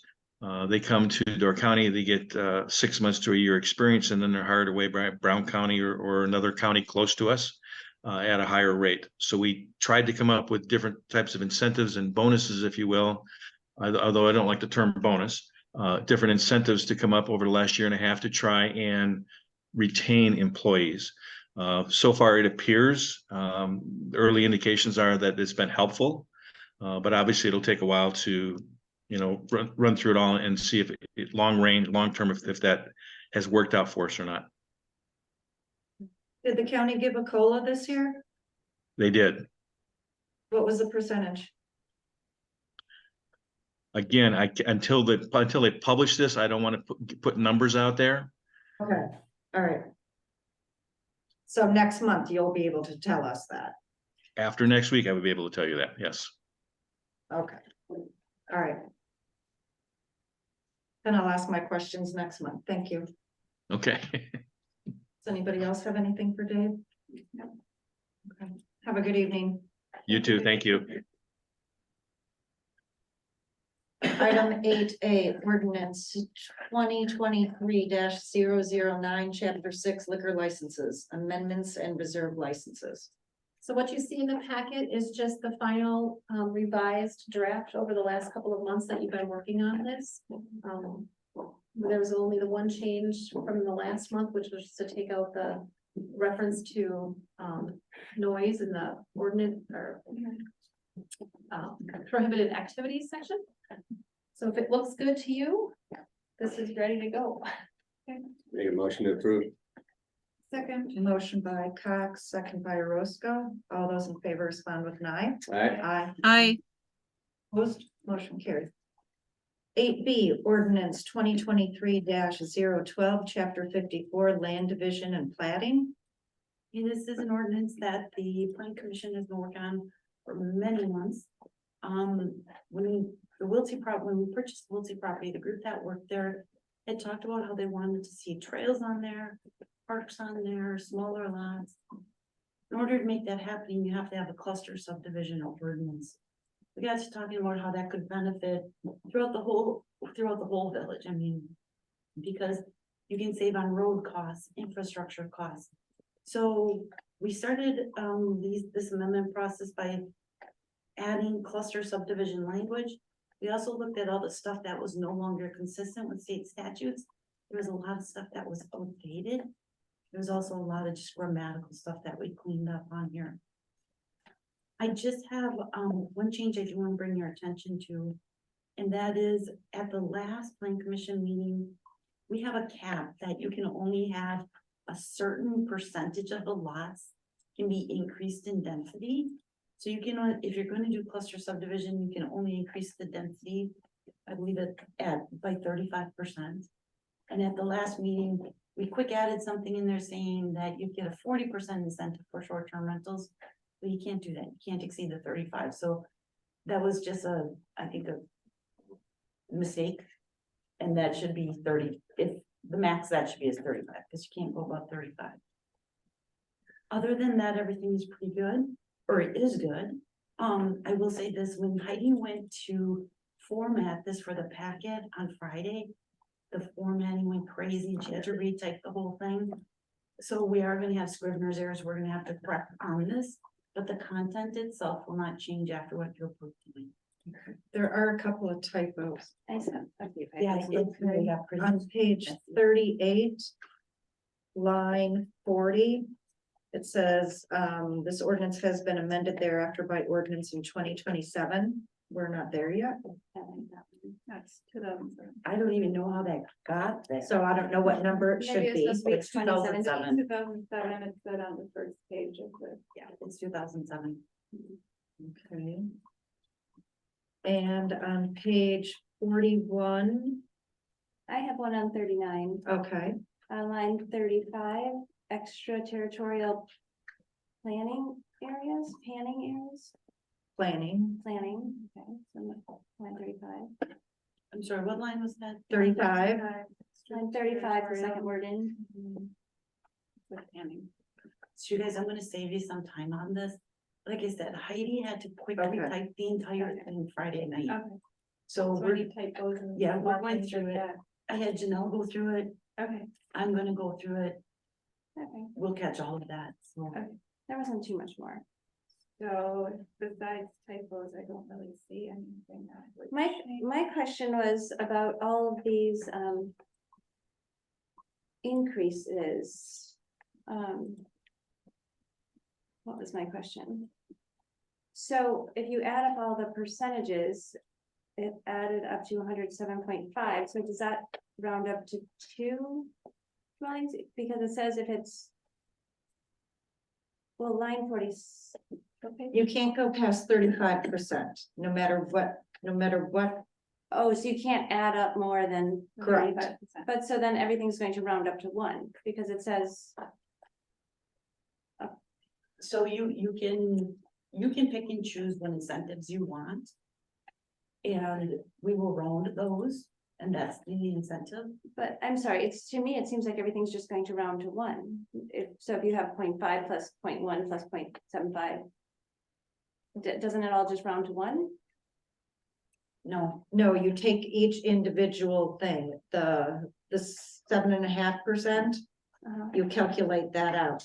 And if that means that it's 8.3, it's actually 9 units then. So you do the math and then the answer is what gets rounded up. Okay. But no, you have that answer and you take all the answers and you total those and that's the number that you round up. Pages, what page? page I'm on 41, page 42, all the Me too, I just don't know. percentages of little. Because line 47 or 48, it says, for example, if a subdivider is allowed 0.2 lot under an incentive and another 0.3 lot under a different incentive, the total incentive is 1 lot. Correct. Right, you don't get to round up the 0.2 to 1 and the 0.3 to 1. You add those together and it's rounded up to 1. Right, so it seemed like almost everything rounded to 1. I guess If you choose those incentives, it could also stay at 0.2 because you don't always round up. So let's say it's 0.2. You're not getting the 1 lot. They're not getting the one on there. Oh, so if it's under 0.5, you wouldn't know. Right, we did add that, we discussed that and had that it would round down, I guess, is easiest way to explain it.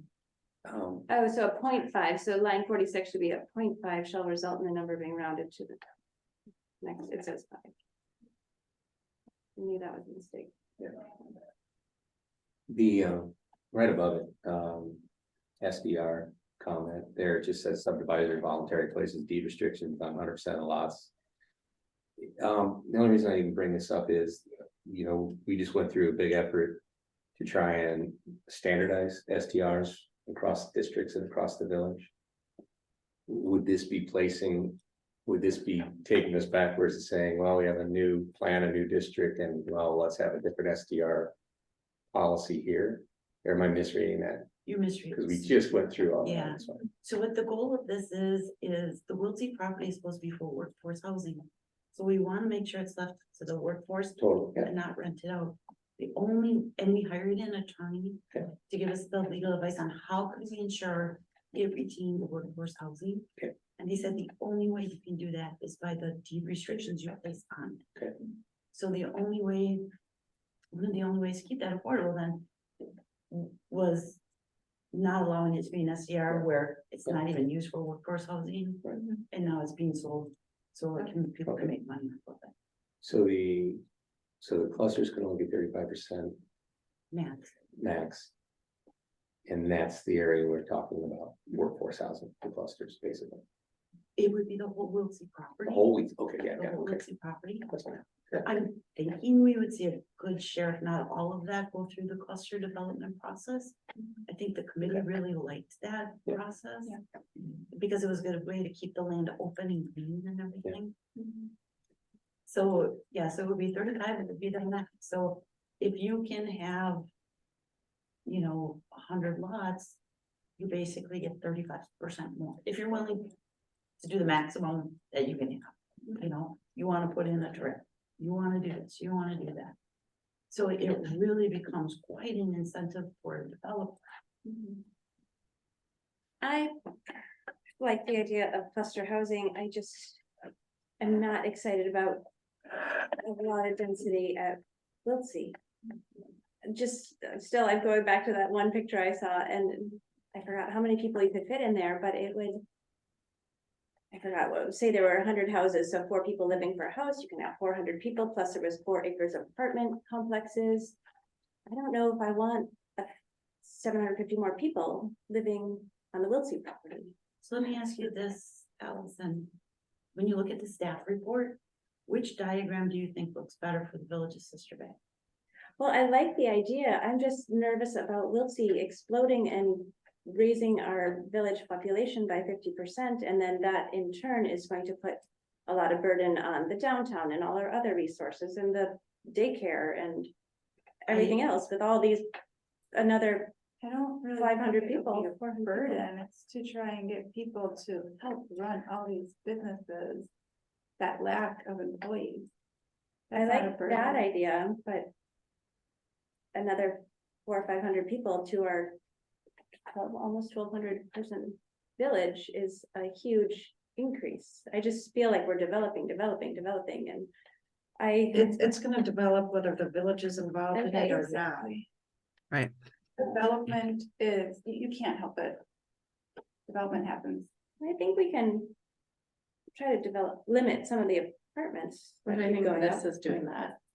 I do like the cluster housing. No, we can't limit the amount of apartments that are going up. There's something called, property rights and that has a zoning code that the village has, and if it's allowed, you can put it up. You can't tell somebody they can't do something with their property. But if we own it and we develop it, it gets developed how we want. Okay, and I like that, and I The do like challenge is the though, idea of can we clusters. afford to do that, or are we gonna sell it to a developer Mhm. to see it develop? I'm just worried about the density up there, basically. Well, we'll know more when we get the housing Study. study from Stan Tech, and we can then review that and determine how we want it to shake out. And we will have those conversations. The one thing I'm not seeing is so much of our need here is seasonal. I don't see any flexibility in here.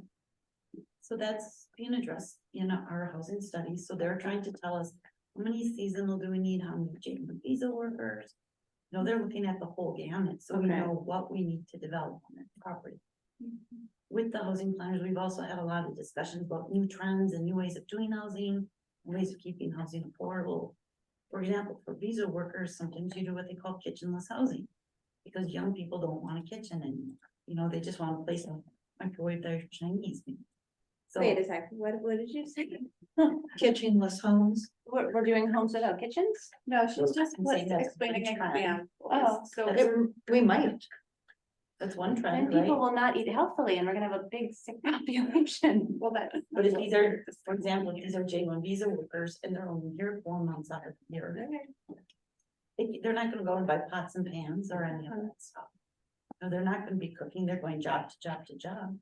So a kitchenless house might be a good option for them. That also keeps the cost of that home down, which makes it more affordable to build. Which is their goal. Yeah, so we have to be open-minded on this. We can't think about, the plan commission's done a great job, I think, just clearing their mind of all those old stereotypes and just saying, what does it take? So that, this is this ordinance does, it starts. there. People are living very, very differently. So back to the flexibility, and I appreciate the creativity going into this.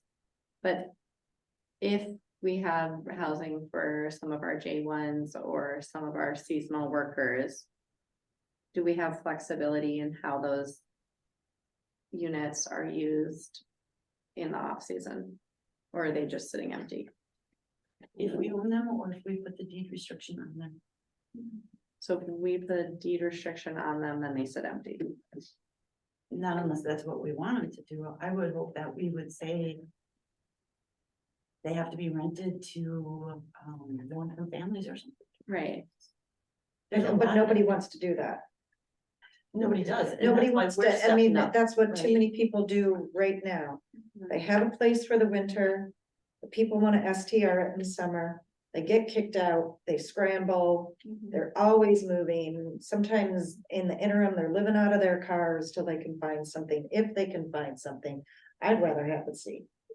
It just sit empty, but I envision that whether it happens or not, I don't know, that you may find businesses buy some of these for their workers if they're more affordable than currently larger homes that are on the market. And, there are J1s that filter through, a longer season than just the height of the season. Well, and that's kind of what I'm picturing. So if I'm a business, which then I want to do that, then I would actually want the option to rent Yeah. for the other 6 months. I So mean, that I can afford to put my employees here. So that's the only thing. I would recommend we build in some sort of flexibility. As long as it was over 30 days and not, right, Says, to my understanding, the deed restriction here is we're trying to gotcha, thank you. I'm the one who's interpreting around. like Okay, avoid. if it's rented short- more any than type of 30 Right, days. short-term yeah. Okay, rental. thank you. right, That's what that's okay. still a lot, yeah. Thanks. Okay, yeah, that's what I was trying to get at. And just so you guys know, we do have one business already who has approached us and who is jumping at the bit. They want to buy units that they can offer their employees. And then I suppose if they have extra units, they probably open them up to another business. So. Excuse me, may I say something on this really quick? Because this is kind of something that I've been thinking about, because I do have and I hear all the time the shortage of workers and whatnot. And I don't know where you guys are talking about putting this housing, but have you considered tiny homes? And We're contacting, waiting for our housing study to come back for them to tell us what would be appropriate from the analysis that they do, and I'm sure if there is a need for that, that will be in their report. so it's not dead set on like unattractive apartment buildings or some kind of like big public housing type unit. And I'm just looking at it for a visual point of view. That tiny homes might be something that would accommodate, as you were saying, and I'm just saying hypothetically, Piggly Wiggly buys 10 tiny homes for their transitional workers to come through and work the season, and then could potentially rent those out or use them or let them stand alone and maintain them somehow or some other. 'Cause, like I say, I've been up there myself and I see the struggles and I see that businesses are closed a lot of the time because they don't have workers. And something needs to be solved because I think it's a shame that the community suffers like that during the prime season because there just aren't enough workers and there's not enough housing to supply those workers with. So, you were mentioning about Heidi typing a lot. And I'm sorry, I didn't know if you were able to finish your thought. Were we supposed to expect to receive another copy of this? No. Or do we still need action on We this? would like action particular- on this Okay. with that I amendment wasn't on sure. 40%. Everything else would be treated as a Scrivener error, which is correct. Okay, so we just need a motion to approve. Yes. Okay, I'll make a motion. Motion by Roscoe, A second. second by White. Any further discussion? All those in favor respond with an eye. Aye. Opposed, motion carried. Item 8C, ordinance 2023-013, chapter 30, nuisances fireworks regulation. Julie and I both talked to Dave Lino, who is our pyrotechnic guy. And he had reviewed this. Unfortunately, after it was in the packet and out. And he said some of the terminology that is in here is kind of archaic. And so he would like to sit down with Julie or staff or whoever. And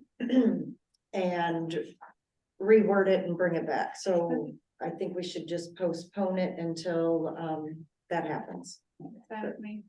Sounds good. We need an actual motion to postpone. Okay. I so move. You don't need a Can we motion, but post- thanks, we- Patrice. Yep, thank you. Okay, item 9A, resolution 2023-015, comprehensive land use plan, public participation plan and procedures. State law requires that when you're gonna do a land use plan, you have to have a plan on how you're gonna engage the public. This is the plan.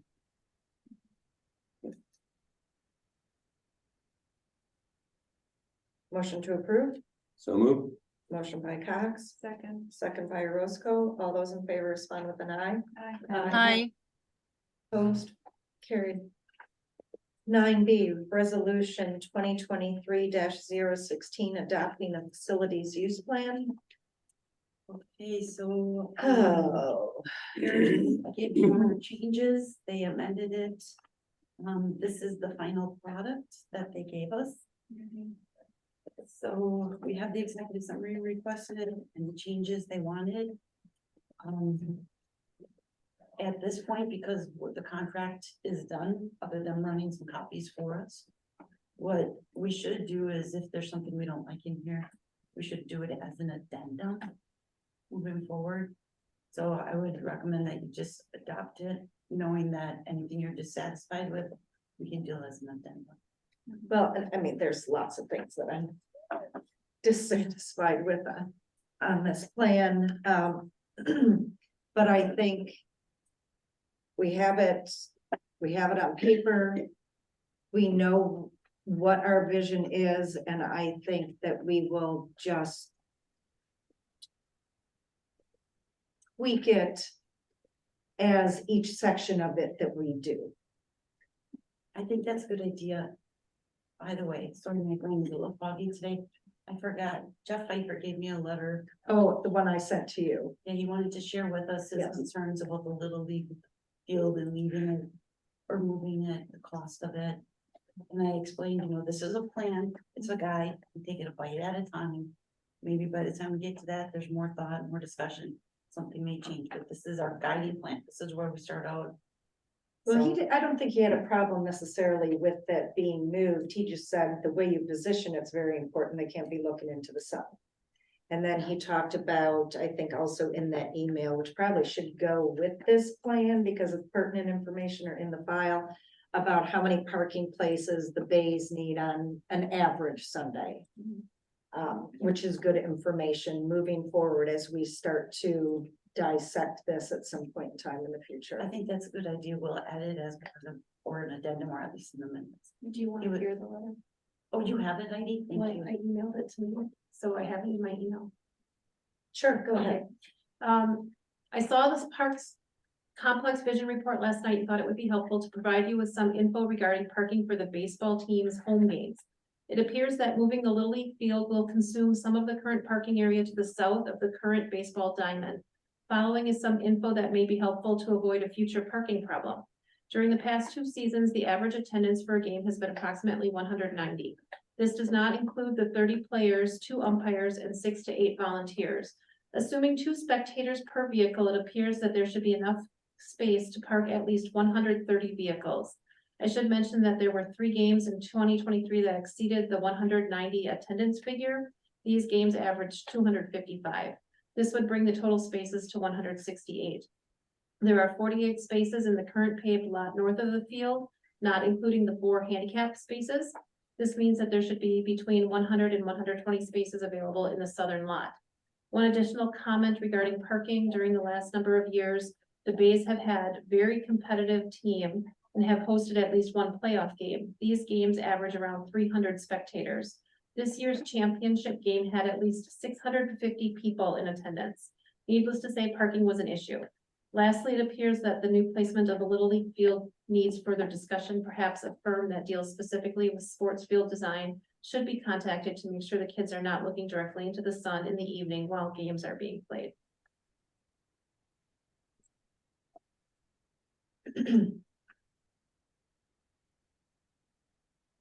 So is there a motion to approve as presented, or did somebody want to? So moved. Motion by Werner, second by Roscoe. Any further discussion? I mean, we will be discussing, Oh, yes. okay, as long as we're discussing each as they come. Cause even to the parking comment that, I don't think there's enough parking on this plan. exactly, and as we Period. think about growth and if we, you know, the Wiltsey property, I mean, that is a huge gap we have. Huge. Yeah, okay, so Right. as long as we can address that, then Mhm. I'm okay saying. I think once we get to, if we start with the new parks maintenance building and the cold storage on that property, I mean, I think there will be intense conversation about that particular parcel, but then it also will overflow into other areas, the conversation. And so I think there will be bits and pieces of the whole plan that will get tweaked as we do each one, making sure that we don't make any mistakes and that everything has been addressed. Because parking, if we're talking about, you know, the warming house and 250 people. Yeah. It's nowhere near. Okay, okay. Okay. Did I, Motion by Werner, second by Roscoe. thank you. All those in favor respond with an aye. Aye. Opposed, carried.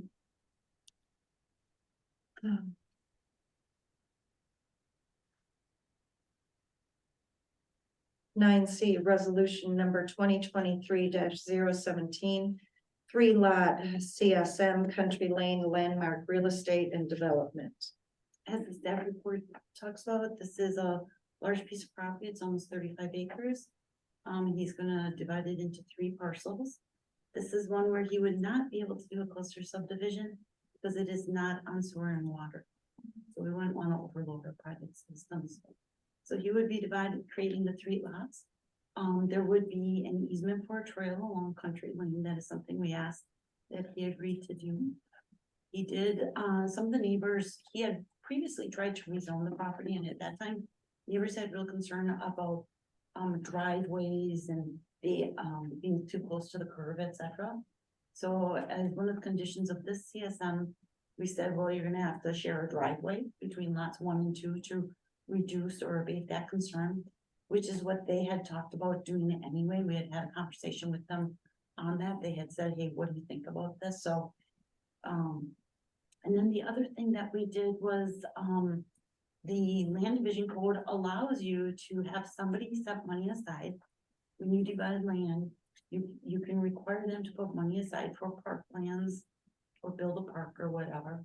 So in this case, we asked Mr. Garrett if he would pay the $10,000 per lot parkland fee, and he said he would. So, if the board approves this CSM before we sign the CSM, we would get the $30,000. That money would be put in a reserve for a park at Ava, down by Ava Hope Court. Which is the area we had designated it. You guys already approved this in planning, right? Yes. Okay, well, Yeah. so we'll, Motion by Cox, second by White. Any further discussion? All in favor, respond with an eye. Aye. Opposed, carried. Item 10A, accept the gazebo bid from Cedar Forest Products. Julie, I think you can stop talking. We read the packet. But he can just make the motion unless they have a question. I'll make a motion. Second. Motion by Orozco, second by White. No. Okay, all those in favor respond with an eye. Aye. Opposed, carried. Agenda item 10B, 2024 to 2028 capital improvement plan. Okay. Do you need to go through it again? It has not changed since the last time we discussed it.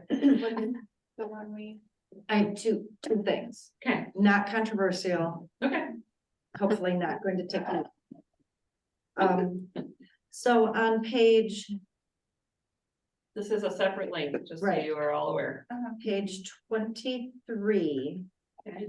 we have the Public Works building demo in here that we were talking about before at 75,000, but in the facilities plan, and I forgot to bring it up before, they said that it would cost 165,000 in their proposal. Were they just way off? I think they're way off. Okay, What happened is last year when we put it in, Denise, we did get a bid. okay, It was under 100,000. okay, all right, good.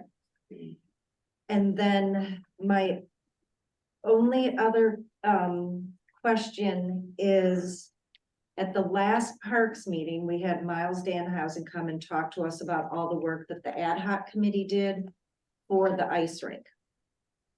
And what is in the capital here talks a lot about their fundraising efforts.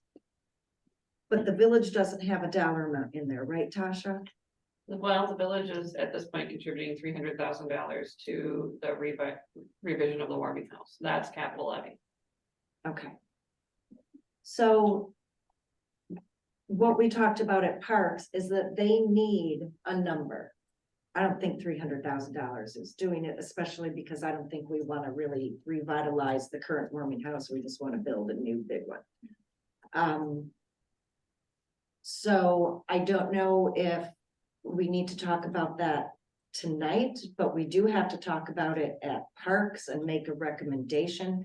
And so how would that affect if you want a motion for us to approve what's in front of us tonight? And in 1 or 2 months, Parks comes with, this is what we think the village should foot the bill for, or this is what we're in I for. think that's fine. Okay, I mean, this is a plan. okay, So you're going to revise things as we go. This is not written in stone for the next 5 years. So if Parks discusses it and comes up with, this is what I think the village should do. You know, there's gonna be all sorts of discussions around whether the village can do it, can afford it, all that kind of stuff, Okay. or if we shuffle something else. okay, You know, there's lots of variables yet. Tasha, that should have the caveat though, that it would be for 2025 and beyond. We You're don't right, want it for you're just, 24. yes. you will- correct, right. Right, you would adjust that in the 2025 plan. Right, but once we give them the friends of committee, so they can go fundraise, so this project can get the sooner we come up with a number and slide it into 2025, the better for them that they can start their work. Right, Yeah, okay, I mean, is Parks going to have to address that with the entire board? yes, Because it's hard to come up with a number and then look 5 years into the future and say, sure, the village is gonna commit. I don't know, I'm pulling something completely out of the air, $1.5 million. We have to talk about that. Right. You know, where is that money gonna really come from? right, So, I would feel better having the bids before we do it, so we I know agree. what it's actually. I agree. costs. but see, I think it doesn't, it's not about the bids, it's about how much we're in for. how But much I the- wanna know the total amount. so Right, I- but are we But looking they at, have to fund, they're gonna fundraise, They so, started funding. but not as well as what they could. Totally, I am 100% supportive of this. You know, so if we, whatever the Yeah. dollar amount. It's just, they need to say the village is going to do this. I don't think it matters. Yeah, of course it matters what it costs. But if they can fundraise for everything beyond that. Or if they fall short and say, you know, we're $500,000, you said you were gonna give us X. We're $500,000 short, what can you do? I mean, all kinds of things can happen, but I don't think it matters at this point in time. What it totally costs, they just need to say the village is in for this. We have skin. We have skin in the game. yeah, and you can definitely make that change for the 2025. Okay. Or make that recommendation. for them. So you want a motion? I would love it. So moved. Motion by Roscoe, Second. second by Cox. All those in favor respond with an eye. Aye. Hi, Opposed, carried. Staff report. Employee assistance programs. Yeah. Where Oh, C&D, 10 C&D, yeah. capital improvement plan, It's got that. it's on C. page 113 and 14. Oh, yes, you're, sorry. Employee assistance program service contract. We all read it. Somebody Okay. want to make a motion? I make motion to approve. Second. Motion by White, second by Roscoe. Any further discussion? All those in favor respond with an eye. Aye. Aye. Aye. Opposed? Carried. Oh, financial report. Pay the bills. Anybody have any bill questions?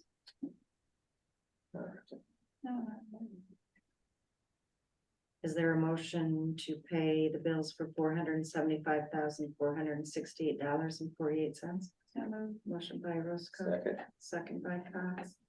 All in favor, respond with an eye. Aye. Opposed, carried. Staff reports. Pasha, Finance Director's report. I'll take any questions. If you have any. I do, but I'd like to not ask them now. Publicly, that's fine.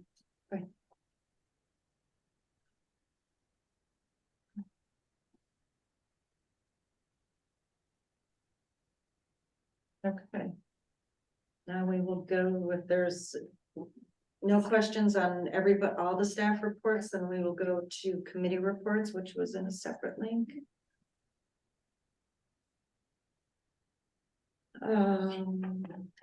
Coastal byways. So Janelle's been meeting with them now, since she's been appointed. They pretty much, they're working on their, at their cartoon, their coloring book. So it's the same, it's the same for every month.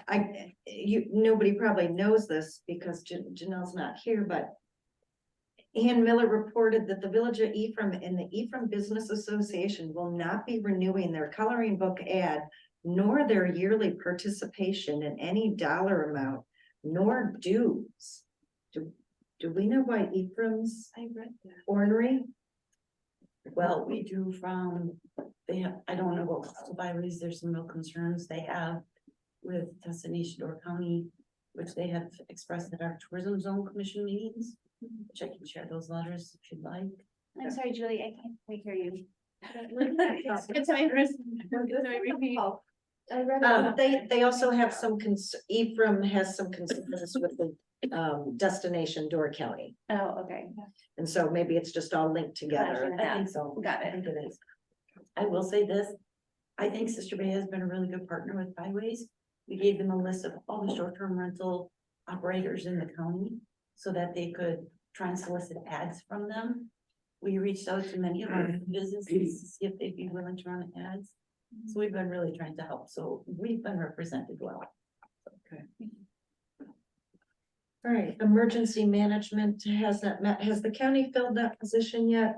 They were gonna let us know they didn't, but I know that they did. So once it slows down a little bit here, we'll be starting that group up again. In the meantime, I have gathered different emergency management plans from the various departments.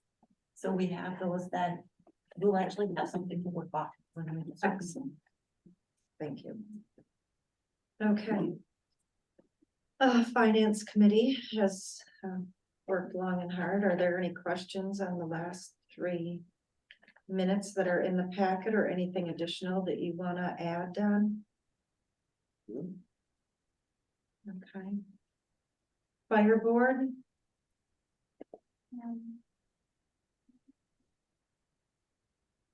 Okay. Did Green Tier not meet? We did not meet Okay. this month. We are rescheduling for November. Okay. Historical Society, did they not meet? No, we met Denise. Okay. Yep. So quickly, the tours have closed for the season. They're working on getting liability insurance for their directors and board members.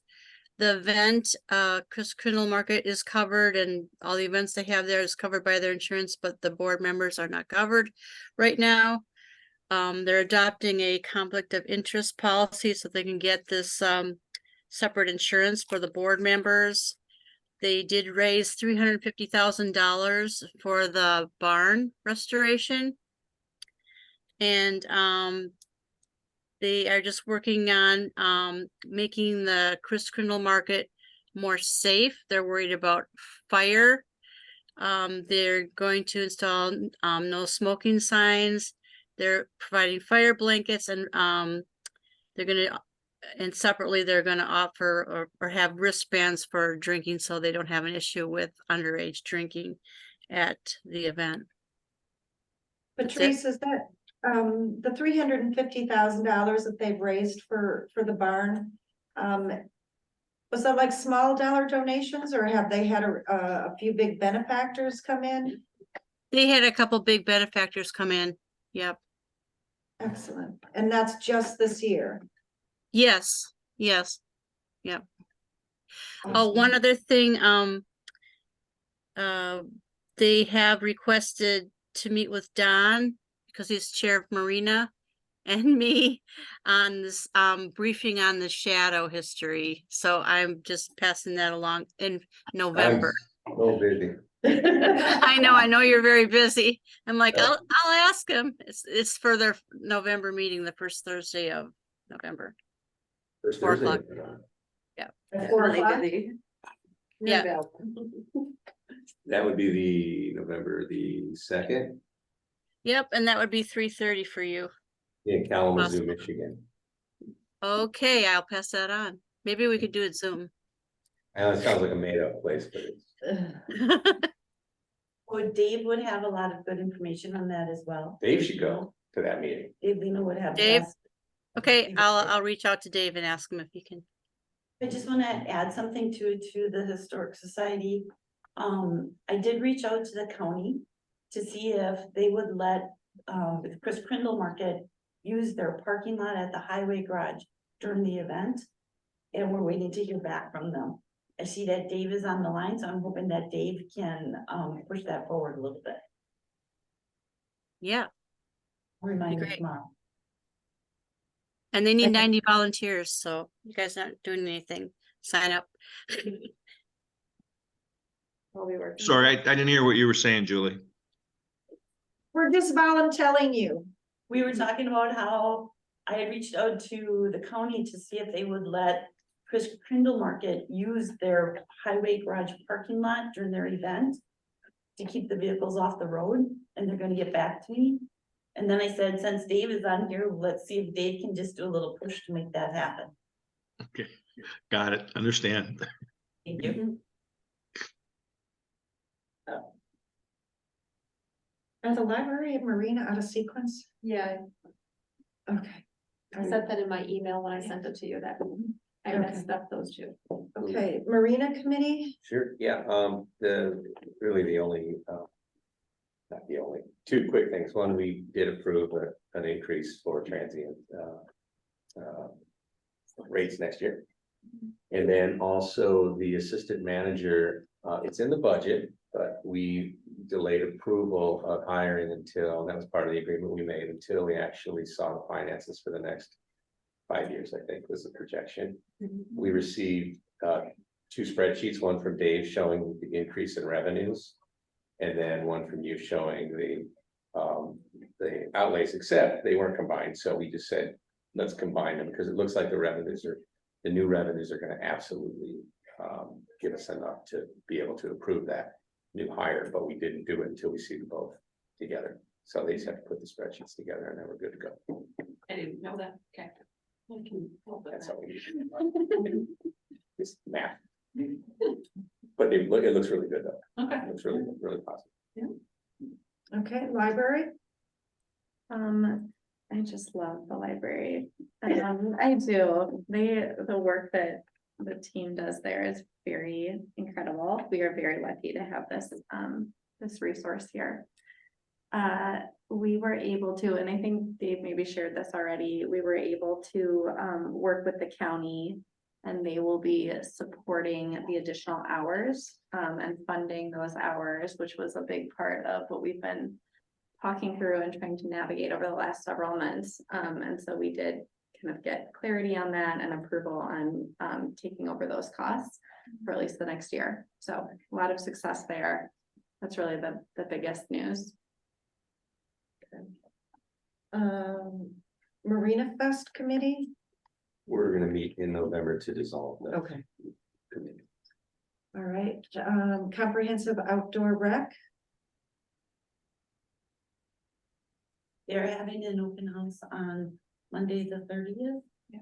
And children are invited, there's games, you get so many dollars and you have to decide how you're spending it. Is it on trails, is it on ADA access, etc. So we encourage everybody to come. What is that date? It's Monday, October 30th, from 3 to 6, right here. We also have a speaker coming to talk to us on Night Sky. October. Yes, Monday. 3 to 6. We were trying to get a speaker to come talk about the ash borer disease, but nobody will come. We'll talk about Night Sky. Okay. Perks, property and streets. Anybody have any questions?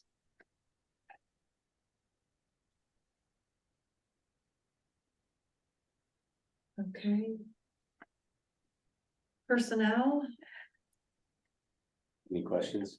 Really just a short meeting. oh, I have to go back to perks, sorry.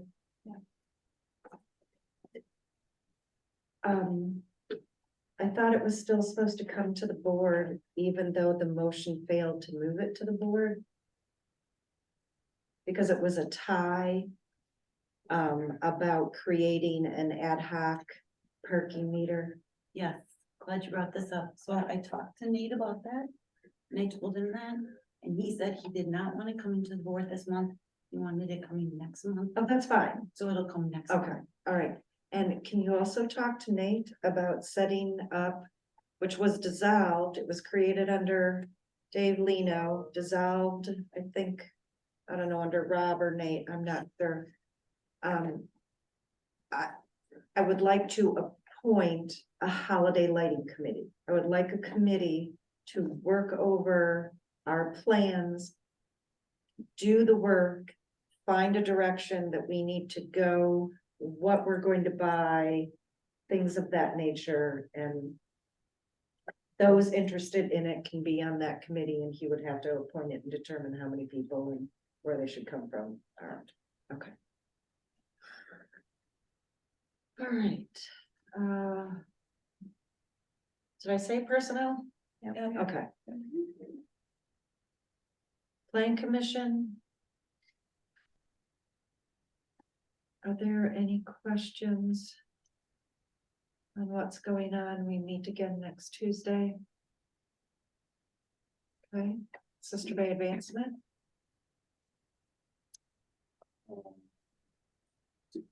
They agreed for next year to take over Marina Fest. I don't know if that's been, Did not know that. so they're gonna do that. So, yes, I would be interested in that. Yeah. No, that's good to know. So looking for volunteers now. Okay, Village Hall Planning Task Force, We had two meetings. The first was to move away from any type of historic designation, and also we decided we would have a walkthrough with the local architect instead of going and awarding the RFPs that we put out. We had that walkthrough. It was well attended. And the gentleman will be drawing some plans up based on some historic perspective that he worked on in the past, and then new things, new ideas. He'll be doing that and sending his work back to us, hopefully, I think by the end of the year, he said. Yeah, I think we'll actually see something probably within the next day, because he was gonna get us some rough drawings, Oh, okay. you know, yeah. just some ideas. And then we can tear that apart and then he'll come back with findings. Yeah, he's gone for most of the winter now, I think, Right. right? But his son might be here. Yes, but the architect did say he could still work from. Okay. Arizona, he just brought everything out there, Yeah. we'll just go back and forth electronically. So, yeah. Don, what architect are we using for that? Henry Isaacson. Isaacson? Thank you. Tourism Zone Commission, there were no minutes. Yeah, Tourism Zone Commission, I guess the big thing there is they no longer have an office in Sister Bay. They're just gonna have the office in Sturgeon Bay. They found a location in Sturgeon Bay, cheap rent, easier access for people. They're Well, not hiring- Sister Bay people. I know, and then they're also hiring a, kind of like a compliance officer, but it's not to enforce our stuff. It is for them to, you know, scan Facebook. Are there new short-term rentals out there that maybe don't have a license? Or are people advertising on the Airbnb and we're not collecting that from them? So that person will be that type of. Sewer and water, we did not have a meeting this month. There was nothing, not enough to put on an agenda. I think that's it, right? Yeah. So was there a motion to approve the committee reports as presented? I so move.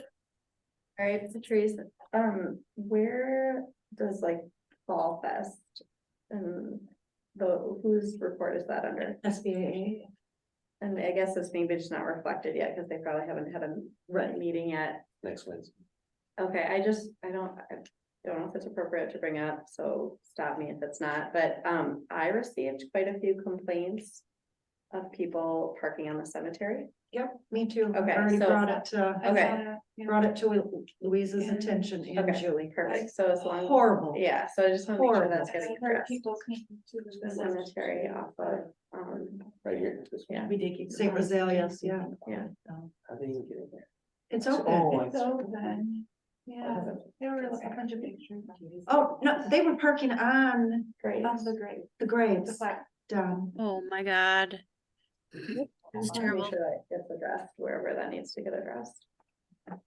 Would that'd be a law enforcement issue? Fair, They'd yeah. have to have probably one of the reserve deputies, I don't know if they can give citations on that. But even if we next year can, Well, we'd have to, Louise will have to talk to the church yeah, and say, is it okay if we, lock it or, right, because then nobody could go that weekend. yeah, If fair, anybody Wanted to get go visit, right? yeah, we just have to, yeah, okay, One of the worst things I think that's ever I happened. agree. One thing that has really become popular this year is campers. I've been chasing campers. I've been giving citations to Right. campers. Yep. People, I've noticed. you no longer come up and get a place to stay. You come up with your camper, you park it at the end of a road, in the middle of a road. In a parking lot. I had 4 of them I'm aware of, and it's only day 2. Yeah. You know, so, that was something we didn't deal with last year. I don't know how to get control of that, other than to just keep nailing them, everyone I find out. You know, just letting them know you can't be doing, it. You know, there's codes against this. The one that I think really bothered everybody is we had one on Bay Shore Drive. Who would just flush their gray water out in the middle of the street. In the back is the I picture. reported that one across the street from me. I saw that one, the yellow and brown one. In the back is the picture of the water of where we just got that new clean marina designation. Oh, no. Yeah, it was pretty sad. I mean, it's just, that's not the image we want. Or I don't think it's the image we want. Okay. Did we had a motion from Shampoo. Is there a second from the committee reports? Second by Roscoe. All those in favor respond with an eye. Aye. I, Opposed. Carried. 13. I make a motion to convene into executive session pursuant to Wisconsin Stats 19.85 sub 1 sub E, deliberating or negotiating the purchasing of public properties, the investing of public funds, or conducting other specific public business whenever competitive or bargaining reasons require a closed session, more particularly to discuss the purchase of 40 acres of land. Also pursuant to Wisconsin Stats 19.85 sub 1 sub G, conferring with legal counsel for the governmental body who is rendering oral or written advice concerning strategy to be adopted by the body with respect to litigation in which it is or is likely to become involved regarding Knowles Nelson Stewardship Program Grant Number USG 3-166, public parking lot on Mill Road. Motion by Berto. Second by Roscoe. Roll call. Cox. Yep. Orozco. Yeah. White. Yeah. Werner. Yes. Shampoo. yes, Berto, yes. At 7:56, we're closed. It is 8:19, and I will make a motion that we return to open session. Motion by Berto. Second by Orozco. Cox. Here. Yes. Orozco. Yes. White. Yes. Werner. Yes. Shampoo. yes. Berto, yes. Okay, we have nothing to discuss from closed session. Matters to be placed on future agenda referred to a committee official or employee. Everybody has their notes. Have notes. All right, make a motion to adjourn at 8:20. Second. Motion by Berto, second by Roscoe. All those in favor, respond with an eye. Aye. I. Carried. Thank you, everyone.